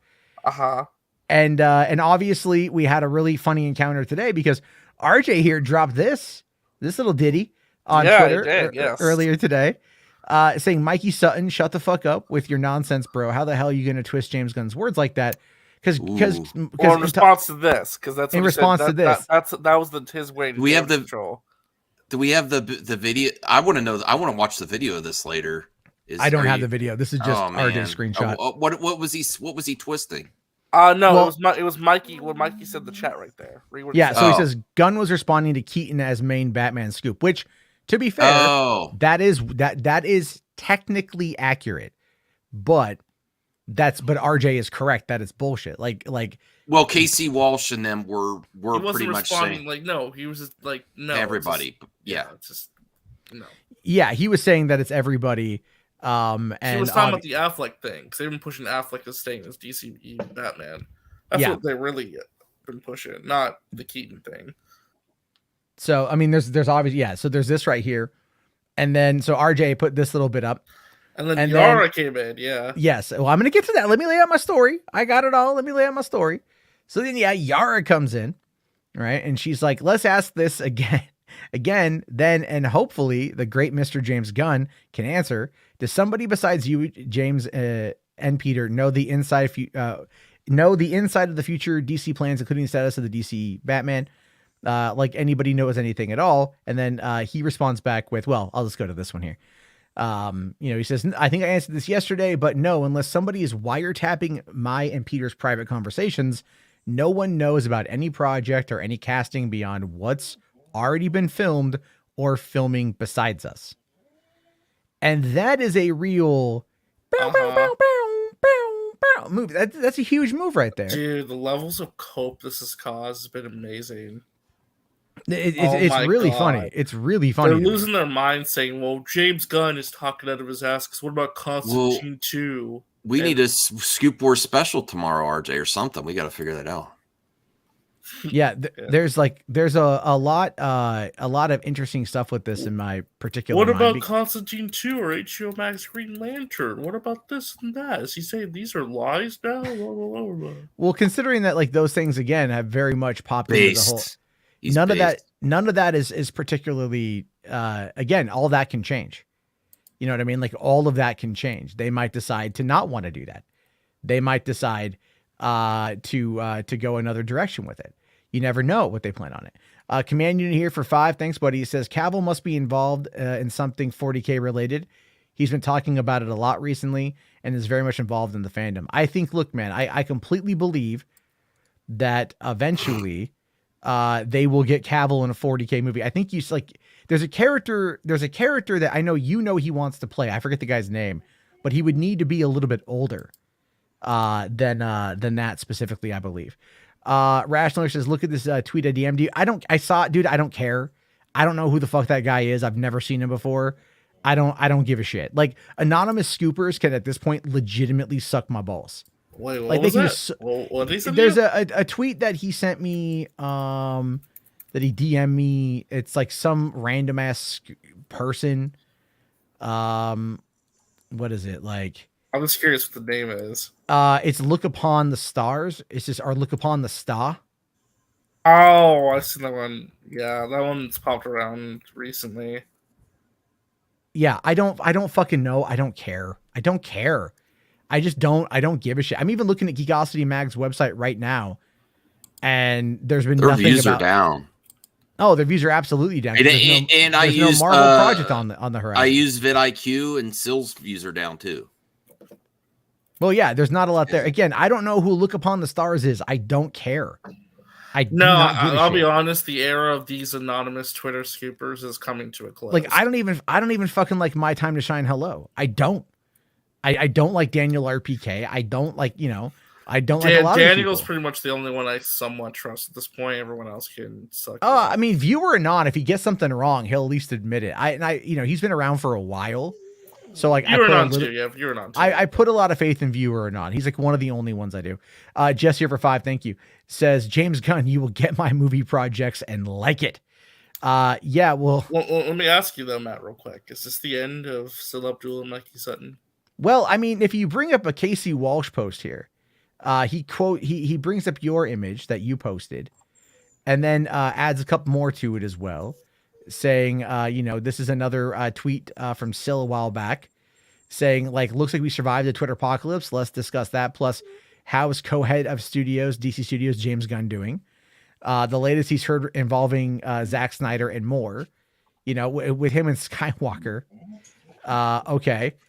And they're really jealous of your Twitter space, RJ. I've never, No, they really are. Ever since then, they've really been pushing the Twitter space stuff every week. So, yeah, it's been kind of crazy. They all, Sil did put this one out here. Connor Kent, Superboy appears to be the plans for DCU. Yes, in the same world where Cavill is Superman. That's bullshit. That's bullshit. And then also, coming on, this is another person here who listens to Sil. Says Zack Snyder should direct Man of Steel 2. The film will be announced in October 2022. Snyder will sign his new contract with Warner Bros. Discovery in 2023. You won't hear any news of his return to DC until then. I mean, like, this again, well, for one, we're halfway through November, so that's a load of bullshit. And obviously, Snyder has, by his own admission, has not heard anything yet. But he said should. Well, yeah, I know it's the should. I know it's the weasel words. It's my pal Tony that some people don't like. Weasel words. Yeah, that's very true. It is designed to be debunkable if things you back out. Well, again though, don't forget though, Matt. They're saying that something's dropping next week that's going to prove Mikey was right all along. So we'll see. Oh, are they? Again, I haven't. So I have no idea what's going on. Something's dropping next week around Thanksgiving time. They said the haters are going to be crying. Yeah, they're going to be begging to come back. Oh, hey. Right. I think I did hear Skywalker crying about that or something. He was going crazy. Anniversary. It's a That's what I said. I said it's the turkey-versary. Yeah, because you got whatever. Because keep in mind, it's been almost a year since Zack Snyder broke the fandom with that turkey comment. So I am curious to see what he posts this year because he likes to troll. Well, now Rational here says, "How will Grace cope?" Funny you say that, actually. I did get a screenshot of Grace, but I forgot to add it to my PowerPoint here. Can you play that drop? Let me get the drop. Let me get the drop going. No. Ow! Now that's a woman that can howl like that. Woo. Oh, this is funny. She posted this Twitter meme that someone sent her. Yeah. I mean, the other image involved with this is a screen cap from the rap article, but it's like, but Grace, it's a done deal, everything else. Cause she said the same. So hold on though, Matt. So you agree with Grace Randolph and you think she's correct? It's a broken clock is right twice a day. But I have been saying this now since we found out that, Cavill was going to be in Black Adam. And I've been fundamentally correct on what I've said about that in regards to like how it lowered the estimation. It didn't move the needle. There's no official deal in place.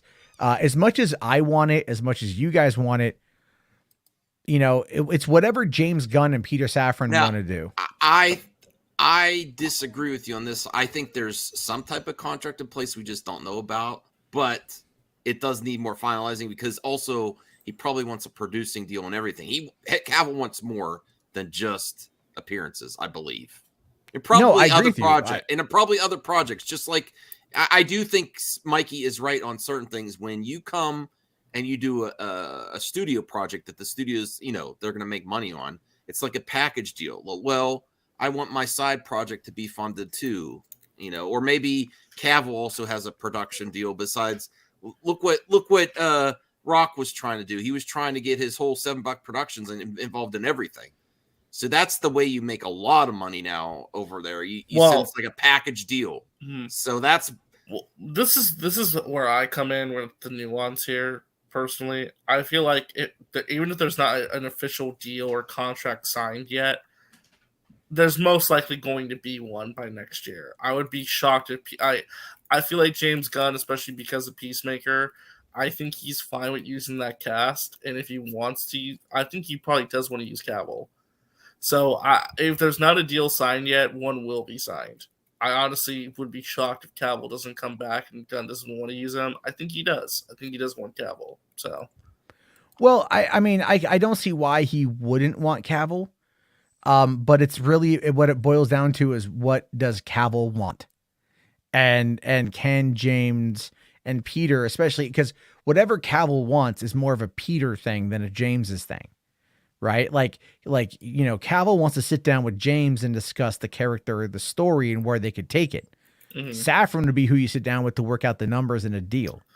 Yeah, I think, well, that's where I'd say I think Cavill's more interested in the creative of Superman.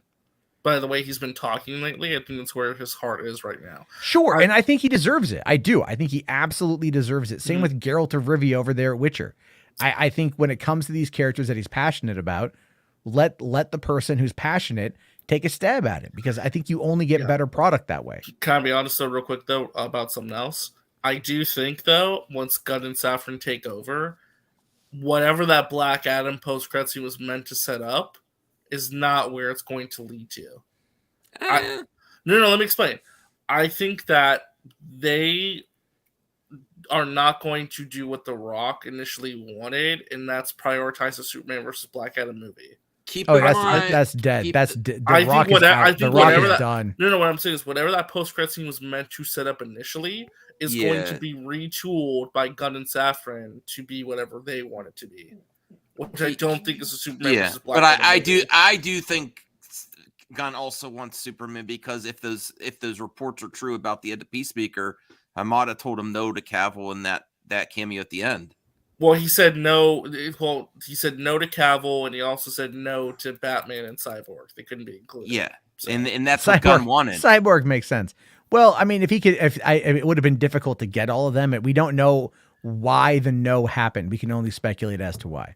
Oh, come on. No, because look, again, like when Ezra Miller shot the scenes, the nightmare stuff for Snyder Cut, he was on set for Secrets of Dumbledore. You know what I mean? And they made it work.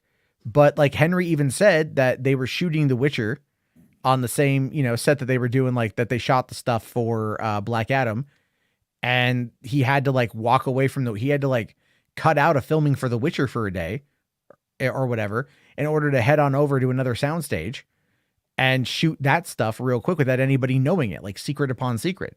And I know Anthony here says, how do you like the Henry suit in Black Adam? Yeah, I like the Man of Steel suit, because that's what it was. I think it looks fantastic. Yeah, he pulled out the Man of Steel suit. I think the Man of Steel suit's great. So it's one of those scenarios where it's like, I think that they negotiated something, they got it done.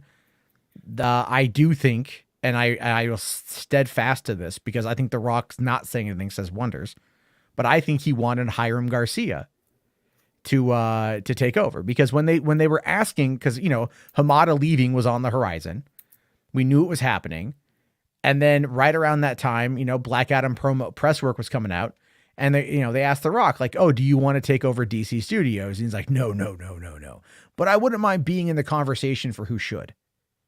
Right? Maybe I can guide who should. Well, again, as I've said, that's one person. That's Hiram Garcia. I think you want to be more involved with like the DC stuff. Well, think about it like this. He's a businessman. He oversees multiple businesses. You've got like Zoa, you've got 7 Buck Productions, you've got the XFL, you've got like all the other things that he works on, because he's a busy fucking guy. So in that particular environment, he's going to be in a place where he needs to like not be in charge of a studio, but he's going to want to have a lot of like, influencer, power. Well, it's like how he works with Danny Garcia. Danny Garcia helps him manage stuff like the XFL. So if he has a business, she co-owns. Well, she also co-runs the studio. She does a lot of the heavy lifting, I think. And so I think a lot of what's gone on, he's the face. I think she's the business, and it's kind of like with the DC Studios thing right now. James Gunn is the face of DC Studios, but Peter Safran's going to be the business side of it, if that makes sense. But I really do feel that they wanted Hiram because they were really pushing Hiram a year ago at the Red Notice premiere. Leading up to that, I started noticing a lot of interviews with him and a lot of high profile coverage of him.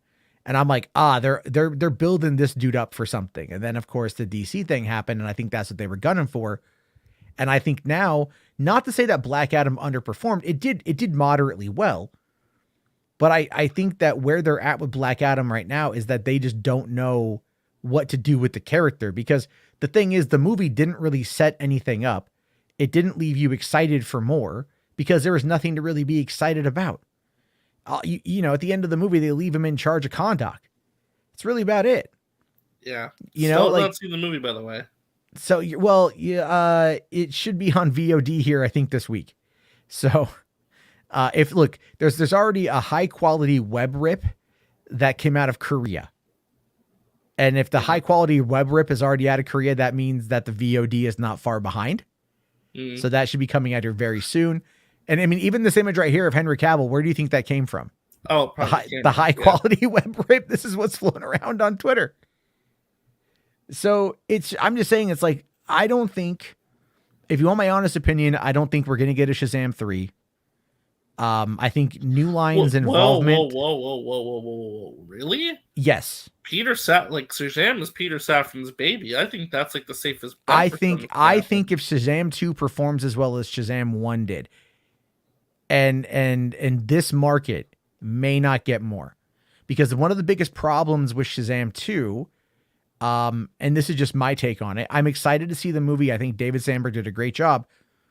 He, instead of it being a Shazam adventure, they're now a Shazam family adventure, which takes time away from Shazam.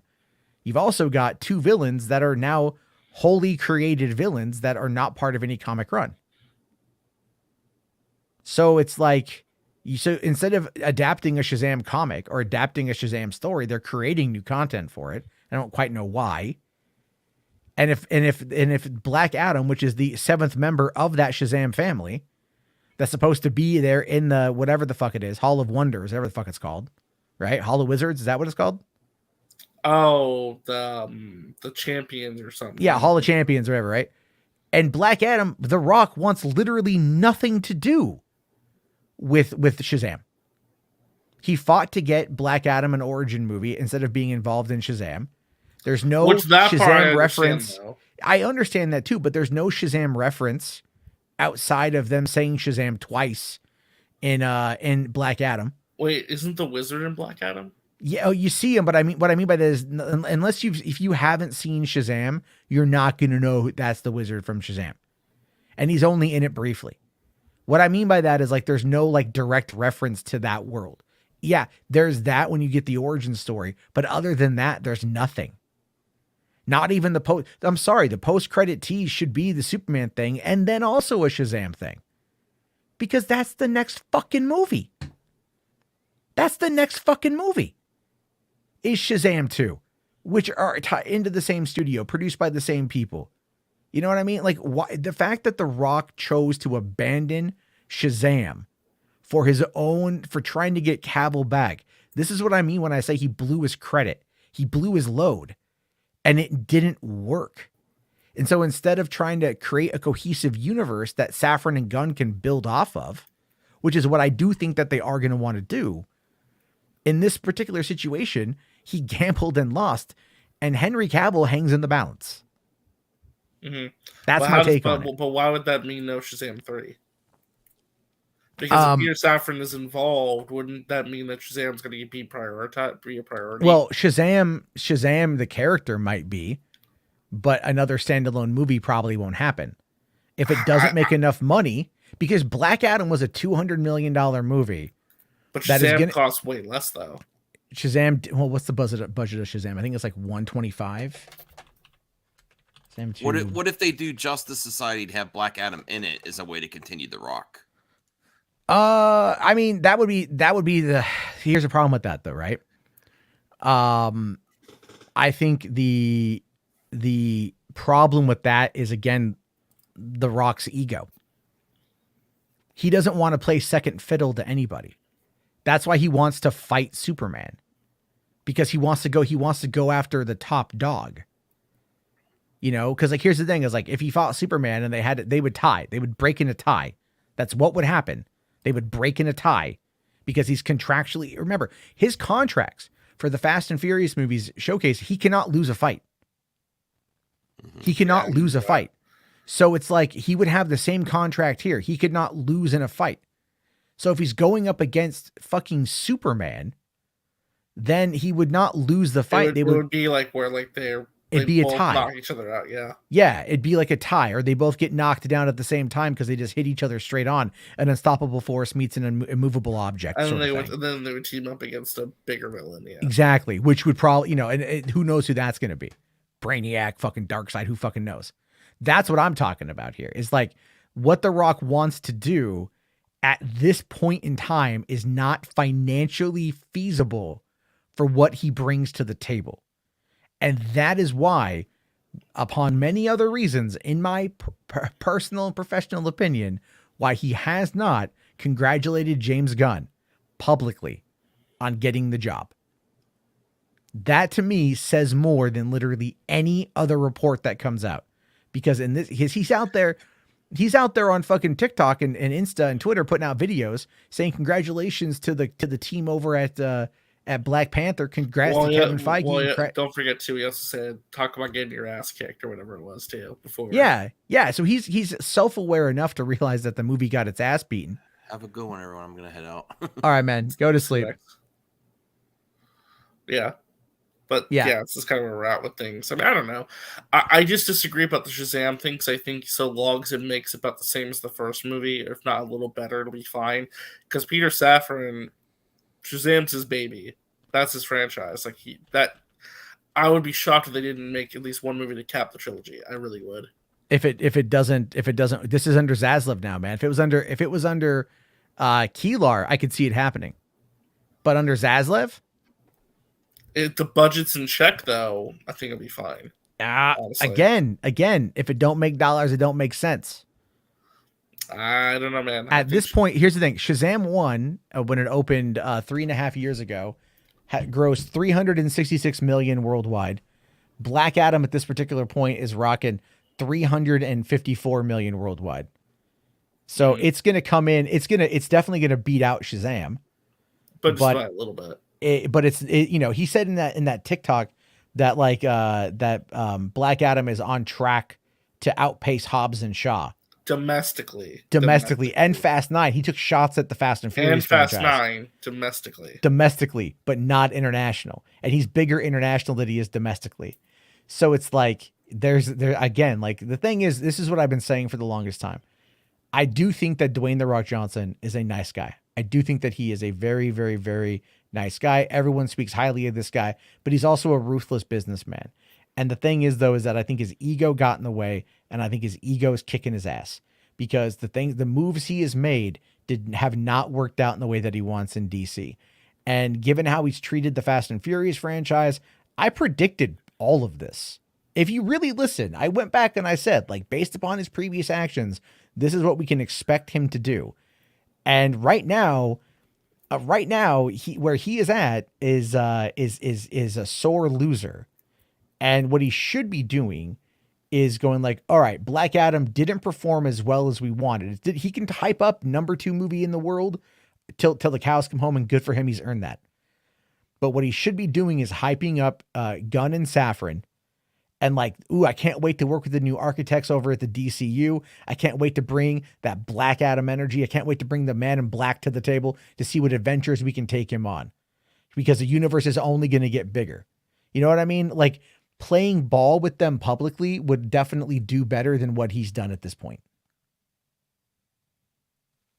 No, I disagree with that. I think it'd be good if he did play ball, but I think there's I don't know what's going on. It's going to be kind of crazy, but there was in here Rational for 5. Thanks, buddy. Says, what about the Batman situation? What if they only want one Batman and merge a Reeves universe into DCU? They're not going to do that. The Reeves universe is going to be its own thing. Yeah, I will say, Matt, the biggest challenge ahead for Gunn and Safran at this point is Batman. because you're in a situation where Superman could easily be solved because you bring back Cavill. Same with the rest of the cast. But what do you do about Batman? Because you're in a situation right now where you have a Flash movie that has a Michael Keaton who could still be running around if you want, but you also have Ben Affleck who people want as Batman, but can you get him to commit to being more than just a casual cameo? Gonna be like the Batman situation is the toughest thing ahead for them. I feel like to figure out what they're going to do with that. Because do you recast Ben Affleck and have another Batman actor step in, parallel to Robert Pattinson? Well, what do you do with Batman? That's the biggest question they have to answer at this point. I think Batman is going to take a back seat on the DCU side of things. What I mean by that is not that we're not going to see him, but he's just going to be more cameos. Yeah. I think it's think Ben Affleck or Keaton. I believe it will probably end up being Affleck, if I'm being honest, because Keaton is like, again, he made $2 million for Batgirl. I know. That's what he was paid for. We're never going to see it. We're never going to see it. I know. Well, here's the thing. I think we will one day see it because even though the Scooby-Doo Holiday Haunt movie got canceled on the same day, right? Zaslav still had the director finish the movie.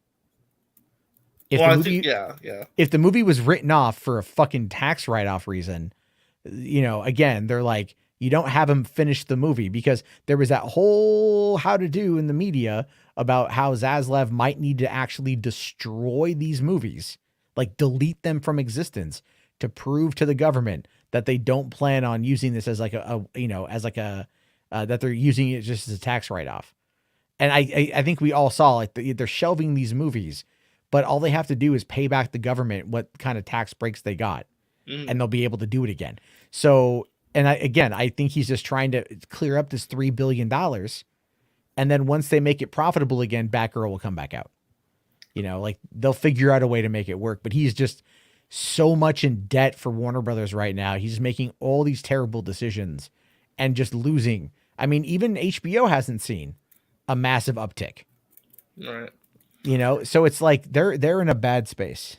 This is my take with the Batman thing. Here's what I say.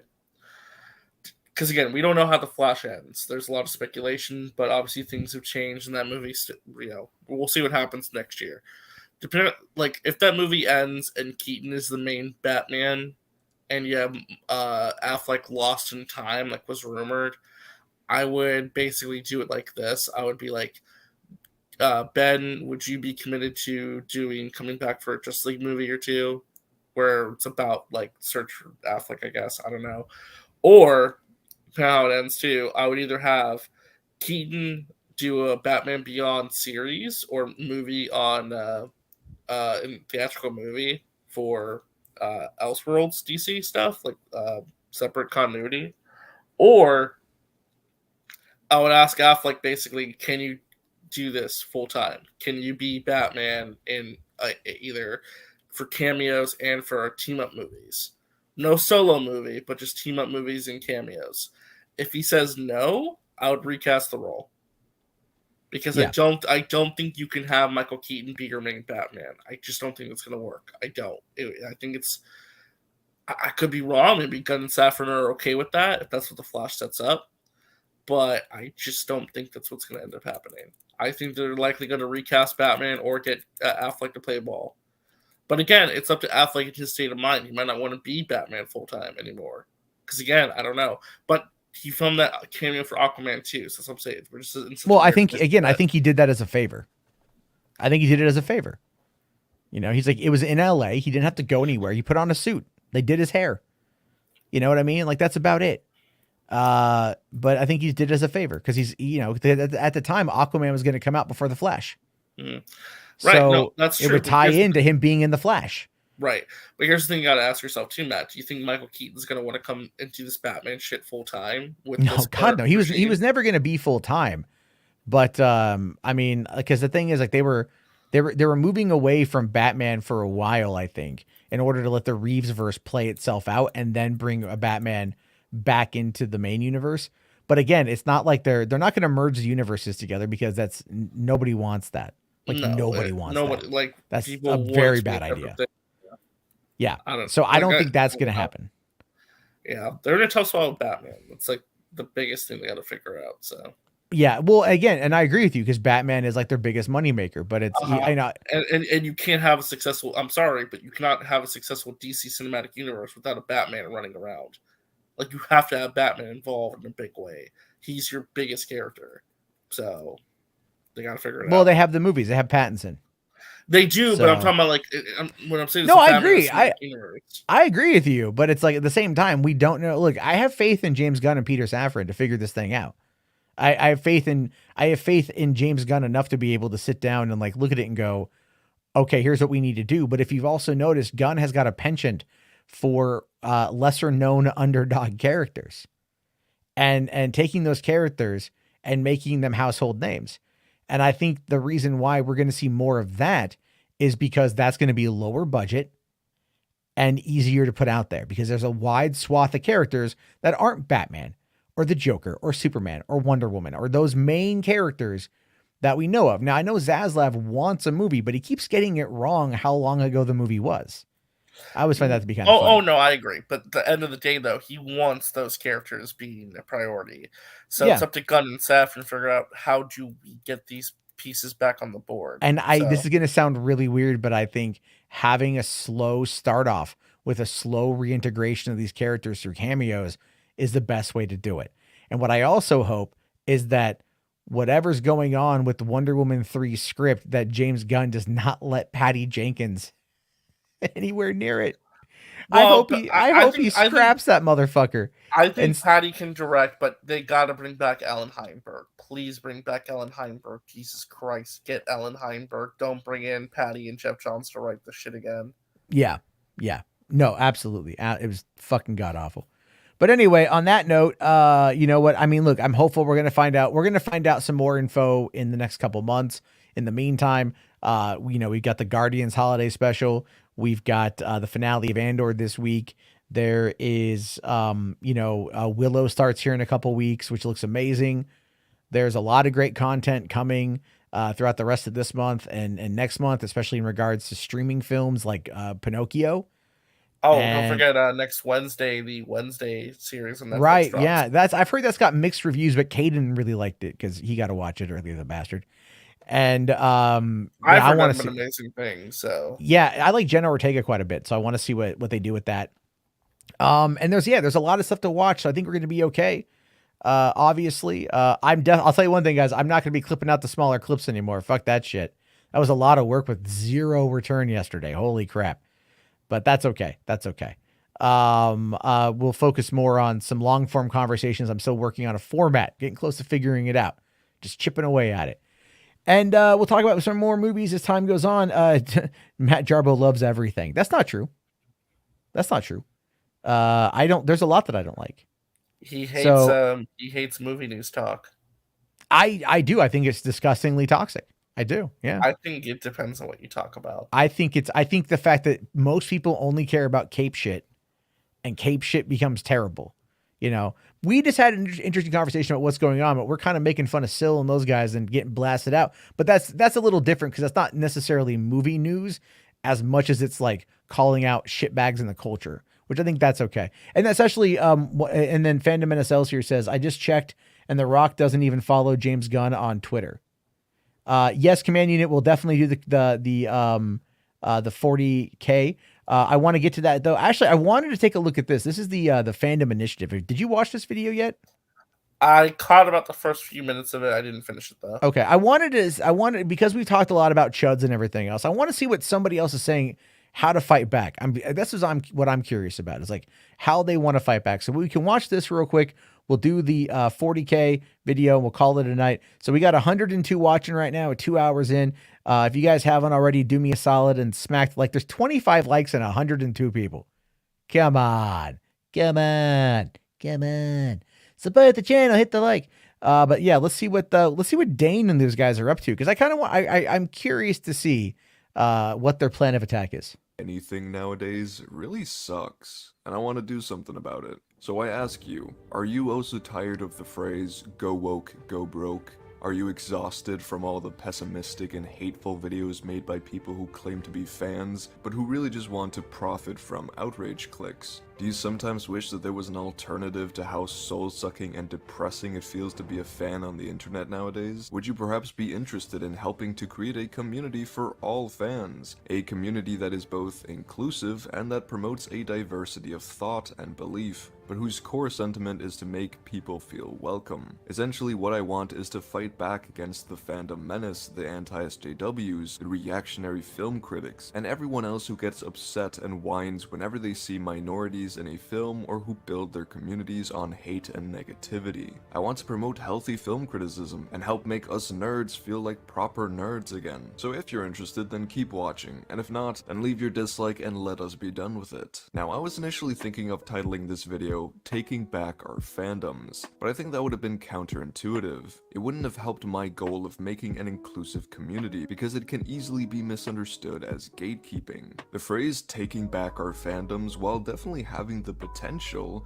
to have a positive meaning, can also send the wrong message that your fandom is wrong and ours is right. That it's our fandoms, not yours. Now, I may not care about the content creators on the other side, people like Geeks and Gamers, The Critical Drinker, Nerdrotic, and all the rest. They're not the ones I'm trying to win over, because it's never going to happen. When your whole YouTube career depends on the grift, and when you're constantly searching for the next outrage that you can milk the ever-living kahuna out of, with no regards for the effect your videos have on people and the fandoms you claim to be a part of, then obviously you wouldn't want to cooperate with someone like me, who is strongly against the things you stand for. So no, I'm not trying to win them over, but not all of their fans are necessarily toxic. I think there are many people out there who really do want to make fandoms better, and perhaps they're just misguided. I've talked to many people online, mostly from my comment section, and heard their stories of how they were deep in the rabbit hole of anti-SJW or anti-wokeness content, where every day you're getting bombarded with content about how bad everything you love is, and how it's being ruined by Hollywood or Disney or the woke or Brie Larson or any other scapegoat they can think of. And once you watch one video, then you watch another, and then 3 more videos come out from other creators who make the exact same outrage content, and soon all the videos you get recommended every day will naturally make you believe what they're saying. But I don't think it's healthy. I think all that negativity makes us bitter. It makes us more pessimistic in general. The people I've talked to about this say that they've been lucky to get out of this rabbit hole, and that they've become a lot happier ever since. So I think it's possible. I've heard that to from a get lot of out, other people too. because not everyone who's a part of these communities is a bad person. Yeah, I can believe so that. much of it is down to circumstance, and anyone can fall down the shaft at any time. But I also think that most people can get out of it again, and I want to try to help some of these people. I think this war against wokeness and other buzzwords, and the need to be aggressive towards media, the creators, and even other fans is misguided. It's not going to make fandoms any better. It's led by people who don't really care about making fandoms any better, because their whole careers depend on conflict within fandoms. They don't want these franchises like Marvel, Rings of Power, Star Wars, and many more to get better. They don't want them to change, because then they lose their source of profit and popularity. But I know that you, the fans, do want change, and there are better ways to achieve meaningful change than to complain about wokeness all day, because that word is a meaningless buzzword that has no real definition online anymore. A word that can be used to justify hatred and bigotry, but that also has no consistency in its use. Take only the recent reaction to House of the Dragon as an example, a show which thematically is way more woke than Rings of Power. That is, when we look at the actual definition of the word, which means to be alert to social injustice. But still, Rings of Power called woke just because it has people of color in it. While House of the Dragon is amazing and destroys Rings of Power. I mean, they did try to label House of the Dragon woke too before it came out, but then they saw how everyone liked it, and if they kept down this road, they'd get criticized. So they changed their whole view on House of the Dragon, going from, oh, this is woke, they've changed the Valerians, they've done this many times before as well. Just because, and no one really cares about this show. It's because it's woke. But then in reality, it actually did really well, and then they had to change their message. Luckily, they had Rings of Power there, so they still had their scapegoat. But like, this is misguided. Wokeness is not a valid piece of film criticism. Bad writing is, and you can definitely call out bad writing when you see it. But there are many pieces of media that are woke, and some are good and others are bad. But the fandom menace only seems to point out the wokeness when they don't like it, and when it serves their purpose. But like I've said multiple times before, wokeness doesn't make a piece of media Vito's bad. on that Bad list. writing makes a piece of media bad.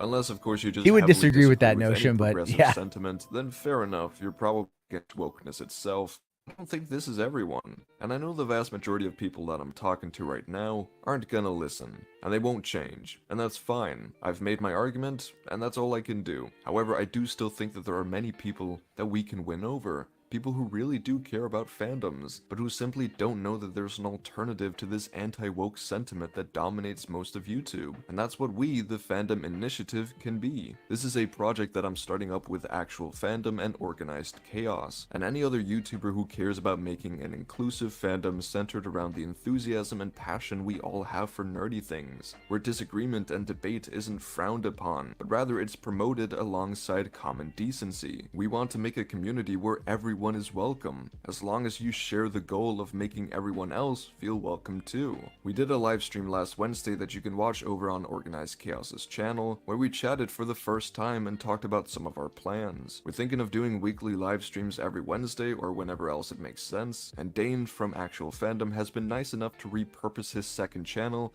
into the Fandom Initiative, where we'll upload content relevant to our communities and this collaboration in general. The link to all these channels is in the description. In these live streams, we want to first and foremost have fun, and talk about movies, TV shows, video games, comic books, and much more, but also collectively fight back against problematic fans and fandoms. If you think this sounds like something for you, or if you're willing to give it a try, then stay tuned for more information about it soon. But essentially, our main aim is to create an inclusive community, but also a community that's not afraid to stand up for their fandoms. And we also don't want to promote any group harassment towards other groups that we call out. This is about being better, not bitter. And this is something we need to stay vigilant with. So hopefully we can make this community a nice place to be for you guys. Because I genuinely think that there's an audience for this. I think there are people who are looking for an alternative to the popular sentiment online, but who simply haven't found it yet. Perhaps this can be that alternative. Because while yes, the most vocal Halo people footage on YouTube are people from these other more anger-focused communities, Halo's cool. I I still don't know. think that a majority of fans in the world are just looking for places where they can be fans, and they either don't bother much with interacting on social media due to the negativity and conflict that online fandoms spew out nowadays, or they simply consume content in silence for the same reasons. I hope to be able to make a space where any fan can feel welcome if they simply want to share their enthusiasm and passion for nerdy things in a more positive and constructive light, rather than feeling the need to be negative and pessimistic. The reason I chose these words is because, like I said, I don't want my community to be a place where you can't criticize something, where you're only allowed to like something, praise it like a good boy. No, that's not the kind of fandom I want to be a part of. I think disagreements are great. It's wonderful that we have different opinions and that we share these with each other. Discussions and even debates with other fans are always fun as long as they're civil. I think constructive criticism is important, especially when it comes from a place of cooperation. So if you're tired of the way online fandoms are these days, then come check out the Fandom Initiative. It's a bit corny, I know, but it's about time we fight back. And I think this could be a good place to start. I don't like how the discourse surrounding media operates nowadays. It's way too fucking political, both from reactionaries, but then also from people like us who try to fight back against them. There's honestly not much pleasure in being a fan of nerdy things anymore. Being a fan on the internet isn't fun, and I think most of us can agree that something needs to be done about it. But the question is, which path is the right path to take? Well, why don't we try to figure it out? Okay, so I'm getting like like hardcore Gray Order vibes off of that. You know what I mean? Yes, that was immediately one of my thoughts too. It's Yeah. like very lot of Gray Order flashbacks. I mean, Hopefully so every it's more successful than the Gray Order. well, here's a reason why I would argue it would be more successful than the Gray Order. These guys actually give a shit. Josh was using it as a springboard to try to pull people away from the Fandom Menace. Right, just to Like- bolster his own channel, yeah. Yeah, like if you know anything about Josh from Den of Nerds, he's not actually about anything. He's the same kind of grifter. He was just trying to be nice about it, but he's literally the same kind of grifter. I don't know like how I feel about it. I feel like I'm like, part of me is like, good for them, right? Good for them. Like, cool. Good luck is the way I'll see it. But it's like, at least they're trying to, what I think will work out better is they're trying to be the antithesis without necessarily saying that they're the antithesis. Mm. Like, they're saying, look, come here, have a conversation. Don't be embroiled in hate. Have your passion, but don't turn it into negativity. But I wonder how much of that though would be like if I went in there and said like, fuck The Last Jedi, like, would they get pissed? That's a question I have. Like, where is that line? Because I always feel there's a line with these kind of groups. And that's where maybe I'm just like pessimistic and cynical and bitter, and I'll fucking fully admit that shit. I've been around for a long time. I've seen these things come and go multiple times. But I think the community, though, that Organized Chaos and Turf Nation and actual fandom have are people who do genuinely care. And I feel like combined, they'll be able to combine their audiences well enough to create that kind of space to where I don't want to call it an echo chamber, but like effectively it could turn into that. Meaning, it's just like us good. I don't want it to be us good, them bad, even though that is effectively the case. Because there's things, I don't know. This is why I don't like online movements very much, because I just feel like they all eventually turn to shit. And it's just oftentimes caused by infighting. I think if you create a space and you are inviting, that's one thing. But turning it into like an initiative or organization and giving it a name and like, I'm like, okay, now you're making it real for people. And that's when shit can get shady. Yeah, no, I understand. I mean, I'm going to choose to take the optimistic approach with this and hope for the best for them. I think they have good intentions, Sometimes it doesn't always work out because you have good intentions, but I think they got a good group of minds over there. So I think that they got a decent chance of making something great. So, I mean, look, the fact that they're trying to not defeat them, but they're trying to just be an alternative. Be an alternative, I think is okay. Not vilifying the fans is calling them like chuds or bigots because he didn't say that in the script. So that was definitely something. Whereas someone like me would be like, yeah, you're a bunch of all bigoted chuds. And then you have the deflector shields pop up and people get very defensive over that. But I'm also just more brazen than a lot of other people are on that front. But I get it. And on that notion, I think that they could probably win people over because there are people who have left the fandom menace and left that whole group. And they realize how much they're being lied to and how much they're being played. Mm-hmm. But again, sorry, it's getting late, but the thing with me is that what you got to do with it is you got to like start actually countering the response to these people. You know what I mean? Like you can't just sit there and put out a statement saying like, we're not them, come to us, because that's not going to reach their audience. You have to play the algorithmic game. Like, well, I was going to mention too, what's good about what they're doing is that it's a coordinated effort, because that's the other thing you have to realize too. Like you have a better chance of counteracting them when you have a collective united front group. That makes sense. Yeah. So. Well, we'll just have to see what happens with it. I wish him luck. I mean, I'm tired, and it's just like, like, okay. Like for me, I'm just kind of like, we'll see how it goes. We'll really see how it goes. And everything else. But I like Dane. I like those guys. They actually want to see things change. I'm just more aggressive in how I feel it should be done, because you can't, this platform doesn't, how do I say it? This platform does not respond to pessimism or pacifism, I should say. This platform does not respond to that. If it takes people like 8 interactions with like, or instances of seeing your thumbnail before clicking on it, you have to do something that's grabbing them, right? Like looking at the thumbnail for that video, I thought was okay. Here, I'll bring it up. I thought that it definitely, oh God damn it. Why isn't it working? It brings up the idea of, it kind of invokes like Friday Night Tights a little bit, right? So when you bring up the thing here, hold on, it's loading. You can see this kind of looks like it's from Friday Night Tights. You could, it draws you in. Yeah, absolutely. Because you recognize that. And that's definitely something. Odin's movie blog. Just God, that guy. that guy's a fucking chud. Jesus Christ. I mean, look, man, like I dog on Catholics, but it's like people like him. Yeah. Choden, exactly. God, I hate that fucking guy. He teaches children. That's the thing I don't like the most about him is he teaches kids, right? You're like, oh, the teachers are just trying to teach all your kids to be gay. But yeah, but you got the Catholics, all right? What do? They're more likely to touch your children than to not. Fucking.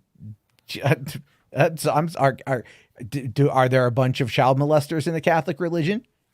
Survey says yes. Yep.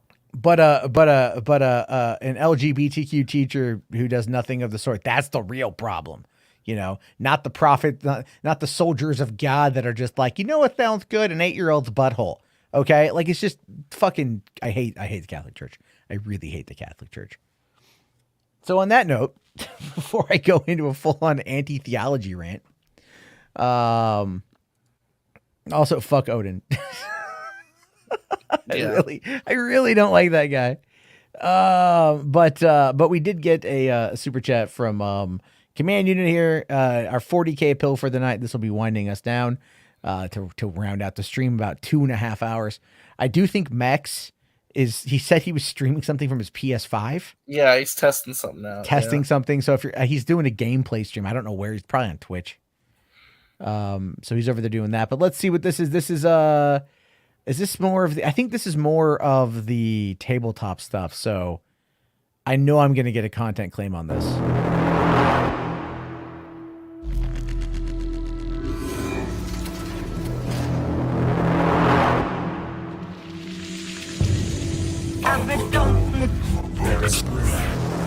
I am Vashtor, the Archfane, and I come to make you. Demons and demonic entities in the warp are formed from coalesced emotions and drives of mortal creatures. We understand the greater gods of chaos to be formed from some of those primal mortal emotions, and Vashtor has been formed really detailed. from the desire to create and manipulate and invent, to make things that didn't already exist. Vashtor wants to become a god. Vashtor is already considered a demigod, an independent demon within the realm of chaos. He is the arms dealer, the weapons broker of the great game that takes place between the chaos gods. So he's independent, he is too vital and valuable to any of them to risk attacking, but he wants more. So in the Vashtor miniature, we see an expression of chaos that we don't really see in the demons of the greater chaos gods. He is a demon of the Forge of Souls, a demon of machinery, of invention, and everything that we've associated with the obliterators, demon engines, that flesh metal fusion of the technological and the organic you can see in Vashtor. When he assumes a physical form like demons do to enter the material universe, Vashtor makes a form from machine parts and sacrificial meat, and that is what you see represented in the Vashtor miniature. We see Vashtor's armed with a hammer, which is the hammer of the Forge of Souls. And a hammer's a tool that can make things, it can destroy things. But that's different to what we've seen on demon princes. Vashtor's not a demon prince. He's not been elevated from the ranks of mortals to become a champion of one of the Chaos Gods. He is his own creation. And the fact that he's got that unique armament, I think, speaks to something of his character. Vashtor is a demon of the Forge. He's born aloft on a cloud of pollutant smoke and steam. He emanates foundry heat and crackling electric discharge. The wings are not really for show, but they're not carrying him aloft in the manner of a bird. They're probably fine tools for precise mechanical engineering as much as they are actually wings. They're a symbol of his status and a sign of his ambition to become something greater than he might already be. So Vashtor has formed an alliance with Abaddon. Abaddon has huge temporal power, mortal power in the material universe. Vashtor has significant power within the realm of chaos, and together they can forge something that will allow Vashtor to pursue his goals of becoming a god and allow Abaddon to pursue his ambitions of securing his dominion of the Imperium Nihilus. I mean, that sounded interesting. Don't quite know about much of that. What I mean by that is just, it sounds like there was some interesting stuff there, but it's like a lot to kind of take in. You know, Chaos God, temporal powers, fucking hammers that can build and destroy, precise wings, like, or that can help with mechanical engineering. Like, okay, cool, bro. Cool, bro. Cool, bro. Cool story, bro. Cool story, bro. Yeah, we dropped like 30 viewers during those 2 minutes. Community here, thank you, man. Says 40K fandom has its own reactionary grifters, but they lack the clout considering how 40K parodies reactionaries, and the fandom is very diverse. Yeah, I mean, I've gotten that vibe. Yeah, I haven't come across anyone that has its reactionary grifters yet, but I've seen stuff pop up in my timeline that's like interesting enough to see. So there's that. But anyway, this is thank you for that, by the way, community. This is here says still knew more about Die Hard than you did. Hashtag the detective. Yes, thank you. I appreciate that. Reminding me that I was wrong. As long as you keep paying me to say it, I don't mind. I don't mind the reminder. But let's see. John here says 40K requires coke and speed. Then you can write a script. Yeah. You know what's funny, RJ, is I've got this. I was running a test on an AI generator, AI story generator the other day. And I thought it'd be kind of funny to like put in a whole bunch of like keywords, you know, like actors and genres and like have an AI script write me for a movie. And then just like see how bad it is. Right. And how much you want to bet like one of them's going to be like a fucking like Oscar winning template. You know, it's like, oh, this one's going to make the most money ever. So yeah, there's that. Rational. I'm going to be uploading more to the channel. I don't know, man. Your audio's breaking up a little bit, by the way. Oh yeah, it's crapping out. Yeah, I see it.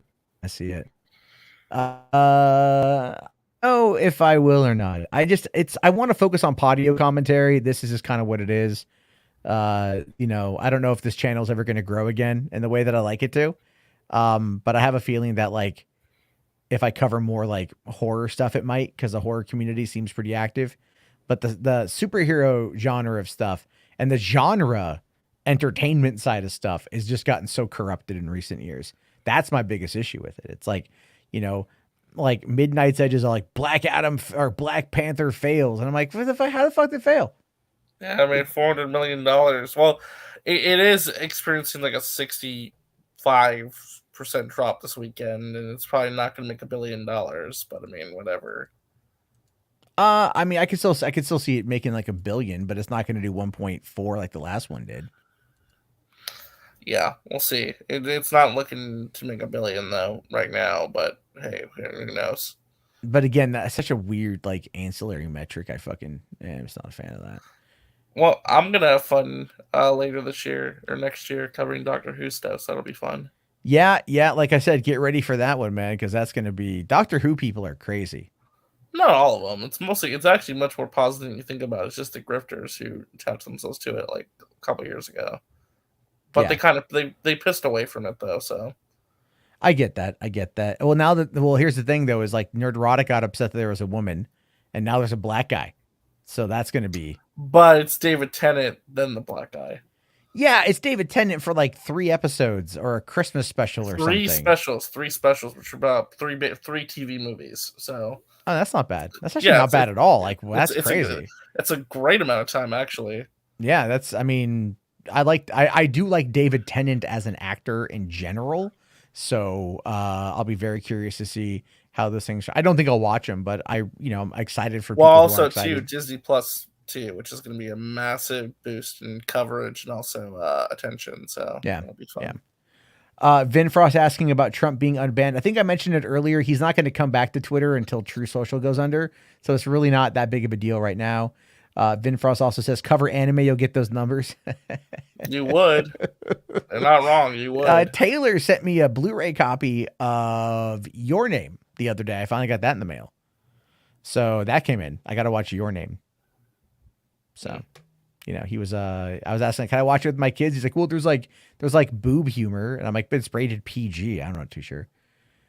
So there's that one there too. As for like the Matt Jarbo channel, man, I got fucking nothing. I don't even know what to talk about over there. I've thought about it. I got nothing. I got literally, my mind goes blank. There's enough like reserved, I don't want to say trauma, I guess, like what happened 4 years ago over there. That's like, it's just why, you know what I mean? Like why? I don't even want to I'm sitting on a channel with 117,000 subscribers and I'm like, I can't do anything with it. it's just basically dead. Every expert I've spoken with about it too, they've all been like the same thing, like this fucking dead. The one saving grace is YouTube Shorts.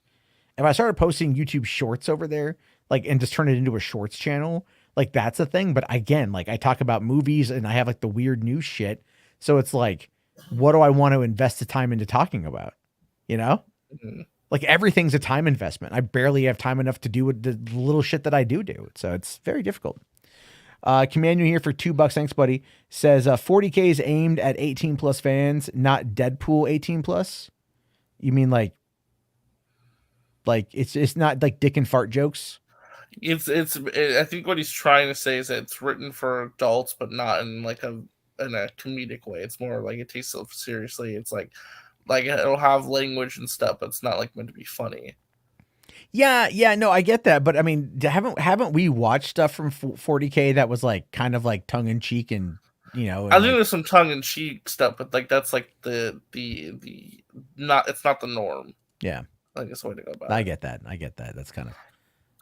Steven Ortega, to answer your question, too many movies to count, but I know one of them is a couple months now. We got Ant-Man and the Lost Quantumania. We got Guardians 3 I'm looking forward to. John Wick 4. John Wick 4, yeah.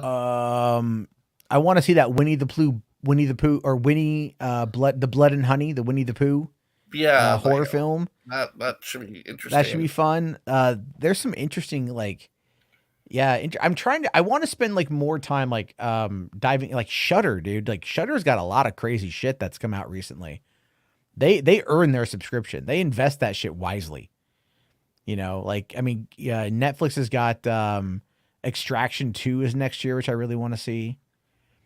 Isn't Rebel Moon next year? Rebel Moon is next fall, I believe. Yeah. Part 1 would be next fall. So that would be pretty cool. And then maybe we'll get Army of the Dead Lost Vegas at some point next year. That's I know they series, though. Yeah, it's a series. I mean, like there's series. Like I know Amazon just put out a teaser for Legend of Vox Machina Part 2. I'm almost done with Part 1. It's really good. I got caught up watching Big Mouth season 6 or season 7, whatever season it's on right now. I've been watching that. That's pretty good. I know Inside Job season 2 just dropped. I got to watch that. I have to watch first season of Inside Job. I try to watch short things and whatnot. The problem though is with my 4-year-old, she's almost 5, but like she'll be all like, "Daddy, I can't sleep. Can I come hang out with you?" And I'm all like, "All right." So then I'm like, I'll play a video game because I can't watch what I want to watch because I turned on the TV last night and the Big Mouth, like it was on Big Mouth on Netflix. And she's like, "Oh, what's that?" I'm like, "You can't watch that." She's like, "It's a cartoon." It's not for kids. It's not for kids. So there's a lot of stuff out there to check out. I think at this point, there's the Renfield movie, which is like the Nick Cage one. That's going to be really good. The Fablemans comes out this year, obviously. There's a lot of movies coming out. I almost thought about doing that tonight, was looking at what's coming out in 2023. That'd be a good thing to do in like December. Yeah. But there's just like, the thing is though, there's just a lot of content, there's a lot of things. And I was looking at like what's playing at my theater right now. And I'm like, Black Panther's in a lot of stuff. And there's other things out there that I still haven't seen Top Gun Maverick. So I still need to watch Top Gun Maverick. I know, you're missing out. It's literally the movie of the year. Yeah, I know. I saw a fucking video a guy shared on Twitter today. He's like, "Oh, I'm watching Top Gun Maverick on a 150-inch screen." And I just kind of like clicked on the video and like, it was this, what I think is an experimental plane. Or like a stealth plane or something. I don't know what it was, but like, it's like from what he showed, he shot it from his phone, but like, it sounded really good through the phone. Like started hearing the score and I was like, ooh, that score sounds so good. It's really good. And then I'm looking at the cinematography and I clicked out. I'm like, all right, I got to watch this fucking movie, dude. Like, fuck, I should have seen this in theaters. Some movies you kick yourself in the ass for not seeing in theaters. This is one of the ones I'll kick myself in the ass for not going to the theater. There's a lot coming out, Scream 6 is next year. I still need to see Scream 5, but, I'll watch it. I want to go through like, what is it? Certain movies, like I want to go through like franchises over on Podio Commentary, talk about like, watch those, review those and stuff. to dive in. I want to do that on Clerks. I want to dive into the Clerks movies. H-Bart's actually DM'd me today, and he watched Clerks for the first time. He watched the original Clerks for the first time. And he was like, and he goes like, he's like, I just saw it. He's like, I can see why you like it. It's so good. I'm like, it's great. It's a fucking fantastic movie.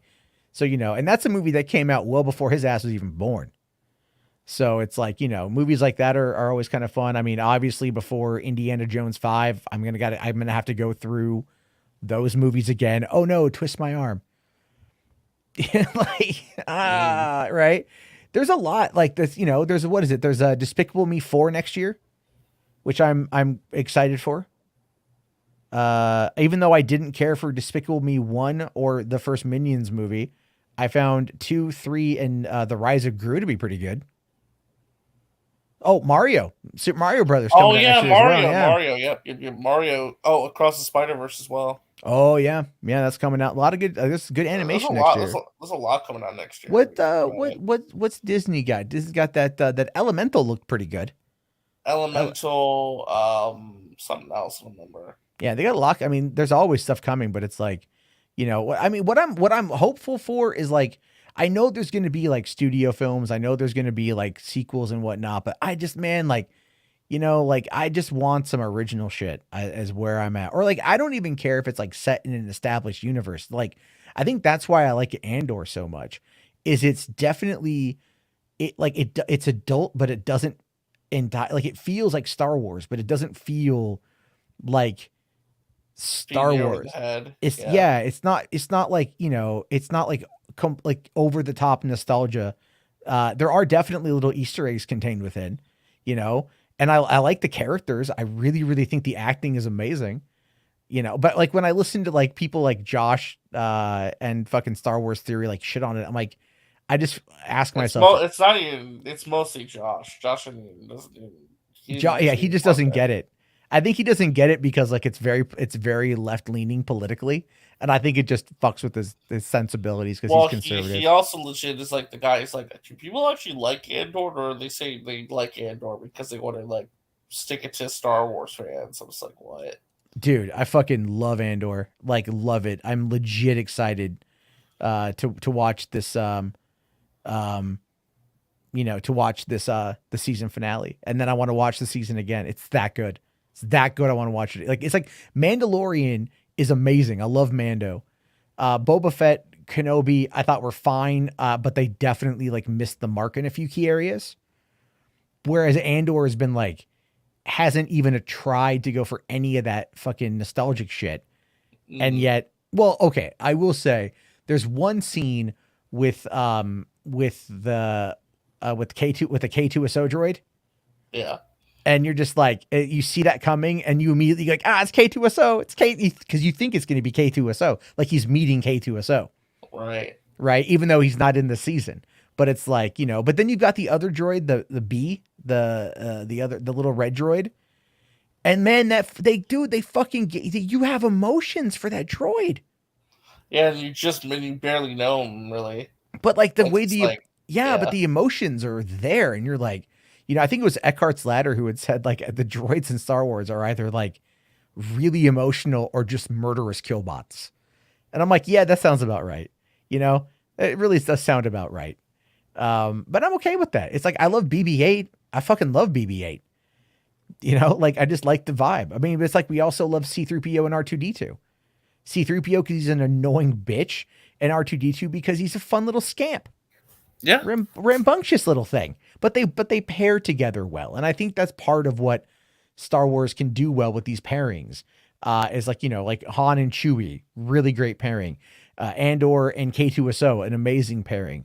You know, they can do this kind of stuff. And I just feel like Andor is telling us this story, but it's showing us why the Empire is evil. And it's showing us how fascist the Empire is.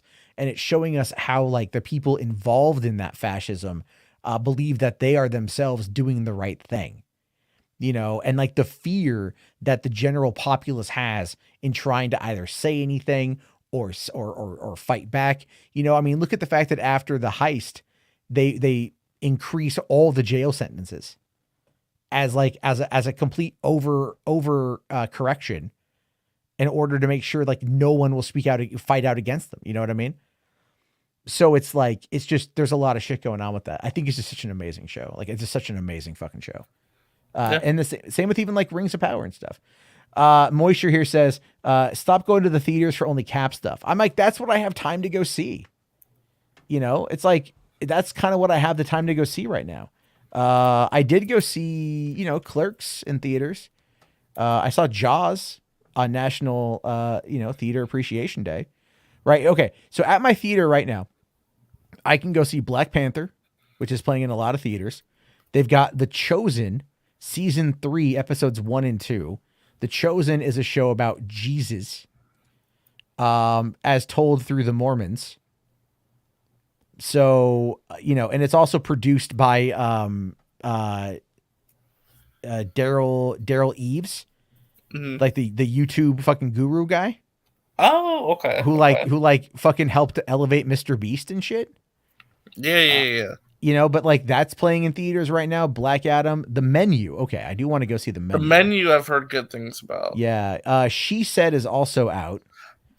She Said is big Oscar movie apparently about the Me Too stuff. Yeah. Yeah, Me Too and all that. Yeah.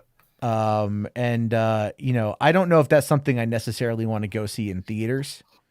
Not to say that I don't want to see it, but it's just like, I think for me, I'm kind of like, this is something that I could go see. Does it warrant a trip to the movies? Yeah. I could watch this at home and everything else. But then they've also got, what's the other one there? They got The Menu, which I want to see, and then Ticket to Paradise, which I want to see. I do want to see Ticket to Paradise, but that's a streaming movie for me. That's a romantic comedy. I would watch that with my girlfriend. And we would just watch it at home. Lyle Crocodile. That's streaming. That's a streaming movie. Smile, which is already on Paramount Plus, so I can just get that there. Oh, is it? Yeah, but it's playing full day. Still got a full day. Wow. Pray for the Devil, which just came out, and that one got like really bad cinema score, I believe. It's PG-13, by the way. And then they've got One Piece Film Red, Japanese with English subtitles, playing at 10:35 p.m. Which, One Piece Film Red. Yeah, you should go see that. Would I understand anything? Fuck no, you wouldn't. Do you know who Monkey D. Luffy is? Isn't that the guy with the fucking hat? Yeah, he has the straw hat. Do you know who Shanks is? No. Okay, yeah, you're not gonna know. I mean, listen, you wouldn't One Piece Film Red is like the 20th film in the franchise, although most of the movies don't really get to know much. But One Piece Film Red is literally like a movie connected to like one of the main plot threads across the whole series with a couple characters. So no, you wouldn't fucking get any of it. Yeah, that's kind of. It would literally be like walking into Infinity War and you have no clue what Marvel is or who Iron Man is. It's just like, what? Oh, okay. I think that's what my girlfriend did the other day. She hits me up. She's like, I watched Endgame, and I'm all like, did we watch Infinity War? I think we did. We did watch Infinity War when it came out. That was a long time ago. But like we watched it when it hit home video. I'm just saying it's like walking into like. You know what I mean? Like, it's like you just don't show up to that kind of movie without like some kind of knowledge of the franchise. Yeah, I wouldn't. It's kind of like if it'd be like, we're showing one of these. What is it like Final Fantasy VII Advent Children? You know what I mean? And you never played Final Fantasy VII. Like I've played Final Fantasy. I never beat Final Fantasy VII. Because I never owned a PlayStation at the time. Right, but it's like you walk in and watch the movie, like, what? Who are these characters? What's going on? Yeah. You're like, okay. Or like watching Kingsglaive or something like that, which ties into Final Fantasy 15. And like, I have Final Fantasy 15. I bought it when it came out, but I've never played it. Yeah. So, I mean, I did watch it. We did it on a trailer night once here. And the trailer looked interesting, and people are telling me about it. Oh, by the way, I don't know if anyone knows this yet, but Alita Battle Angel is now on Hulu streaming. Oh, cool. So there's that. This is for $5. Thanks, buddy. Says next year, season 2 of Arcane is supposed to come out. Hopefully as good as the 3 Emmy Award winning season 1 was.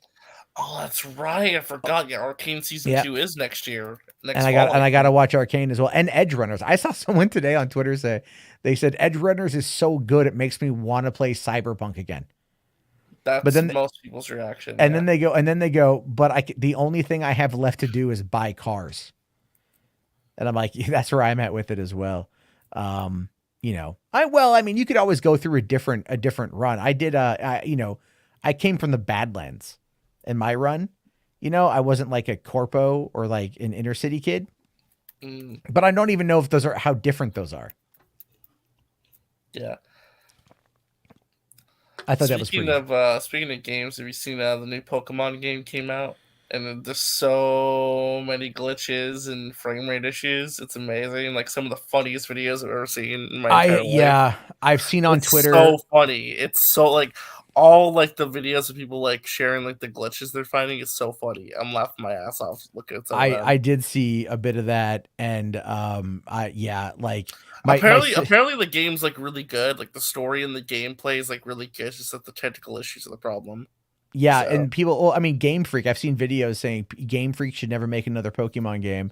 But apparently this one's really good, though, since they have tech issues in this one. Well, they have tech issues because the Pokemon company gave them a fucking hard release date, and they had to hit it.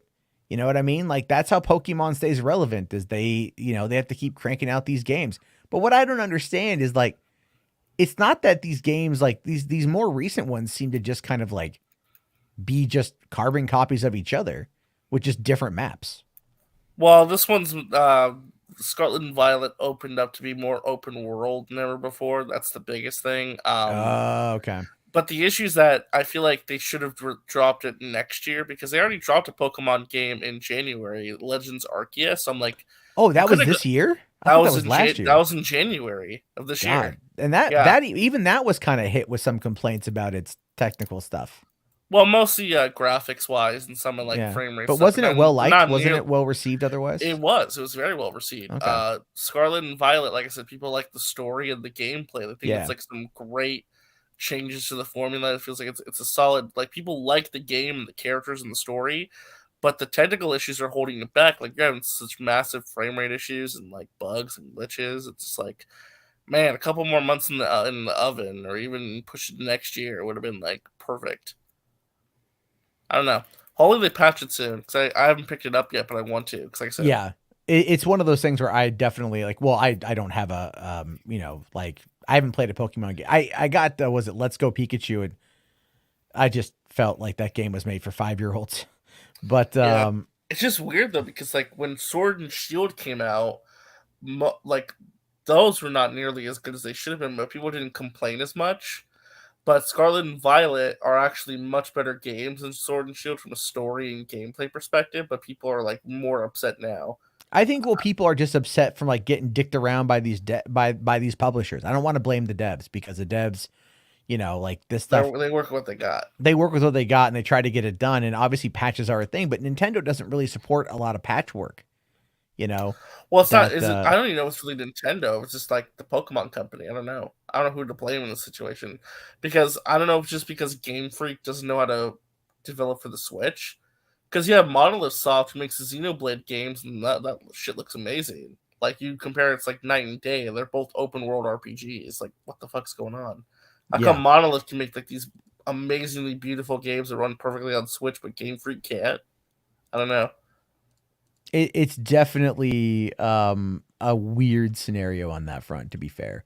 I think a lot of it is just like, it's just the way the current state of gaming is, man. And that ain't cool. Like, it's honestly one of the reasons right now where I do not have any desire to buy a brand new game. I did download Modern Warfare 2, the Warzone 2.0, like, because it's free on Xbox. I heard that's how it solves all the issues too. Yeah, that's what I heard. I tried watching a gameplay of it the other day. I was like, I want to see how it looks and whatever. Cause I thought like Warzone looked pretty good. I thought the last Modern Warfare game looked really good, Yeah. And then like, I'm looking at like people play this on PC, it's, 60 frames and everything else. I'm like, oh God, it looks like shit. And then, there's lots of glitches in the game and things like that. And then, but you know what the download size of that was on my Xbox? I'm going to guess like 100 gigabytes. 118. Just for Warzone? Just for Warzone. Oh, could you imagine if it was Warzone and Modern Warfare 2? Yeah, Holy like shit. it's like, yeah, that's like, I saw, and I That's only that's most of your hard drive. Yeah, basically. I mean, that's where it's like, it's ridiculous at this point. So they got to get better about the file compression. It's ridiculous. Well, it's, I have a feeling again, it is just what it is. I just don't think they give a shit. I don't think they give much of a shit either. So let's see. Okay, according to Boss Logic has confirmed that Jason David Frank. I think it's going off the info though, because Saggy actually is connected to people in the Power. Like she actually used to be best friends with Power Rangers actors and knows their personal info. She was saying that until she's reached out to a couple people, until they get back and say something, don't take it at face value, because all these actors are coming out and saying shit, but they're deleting their posts all of a sudden. So I don't think anybody I think knows it's just what's a lot of going news on. right now. Yeah. Well, Boss Logic said somebody reached out to him,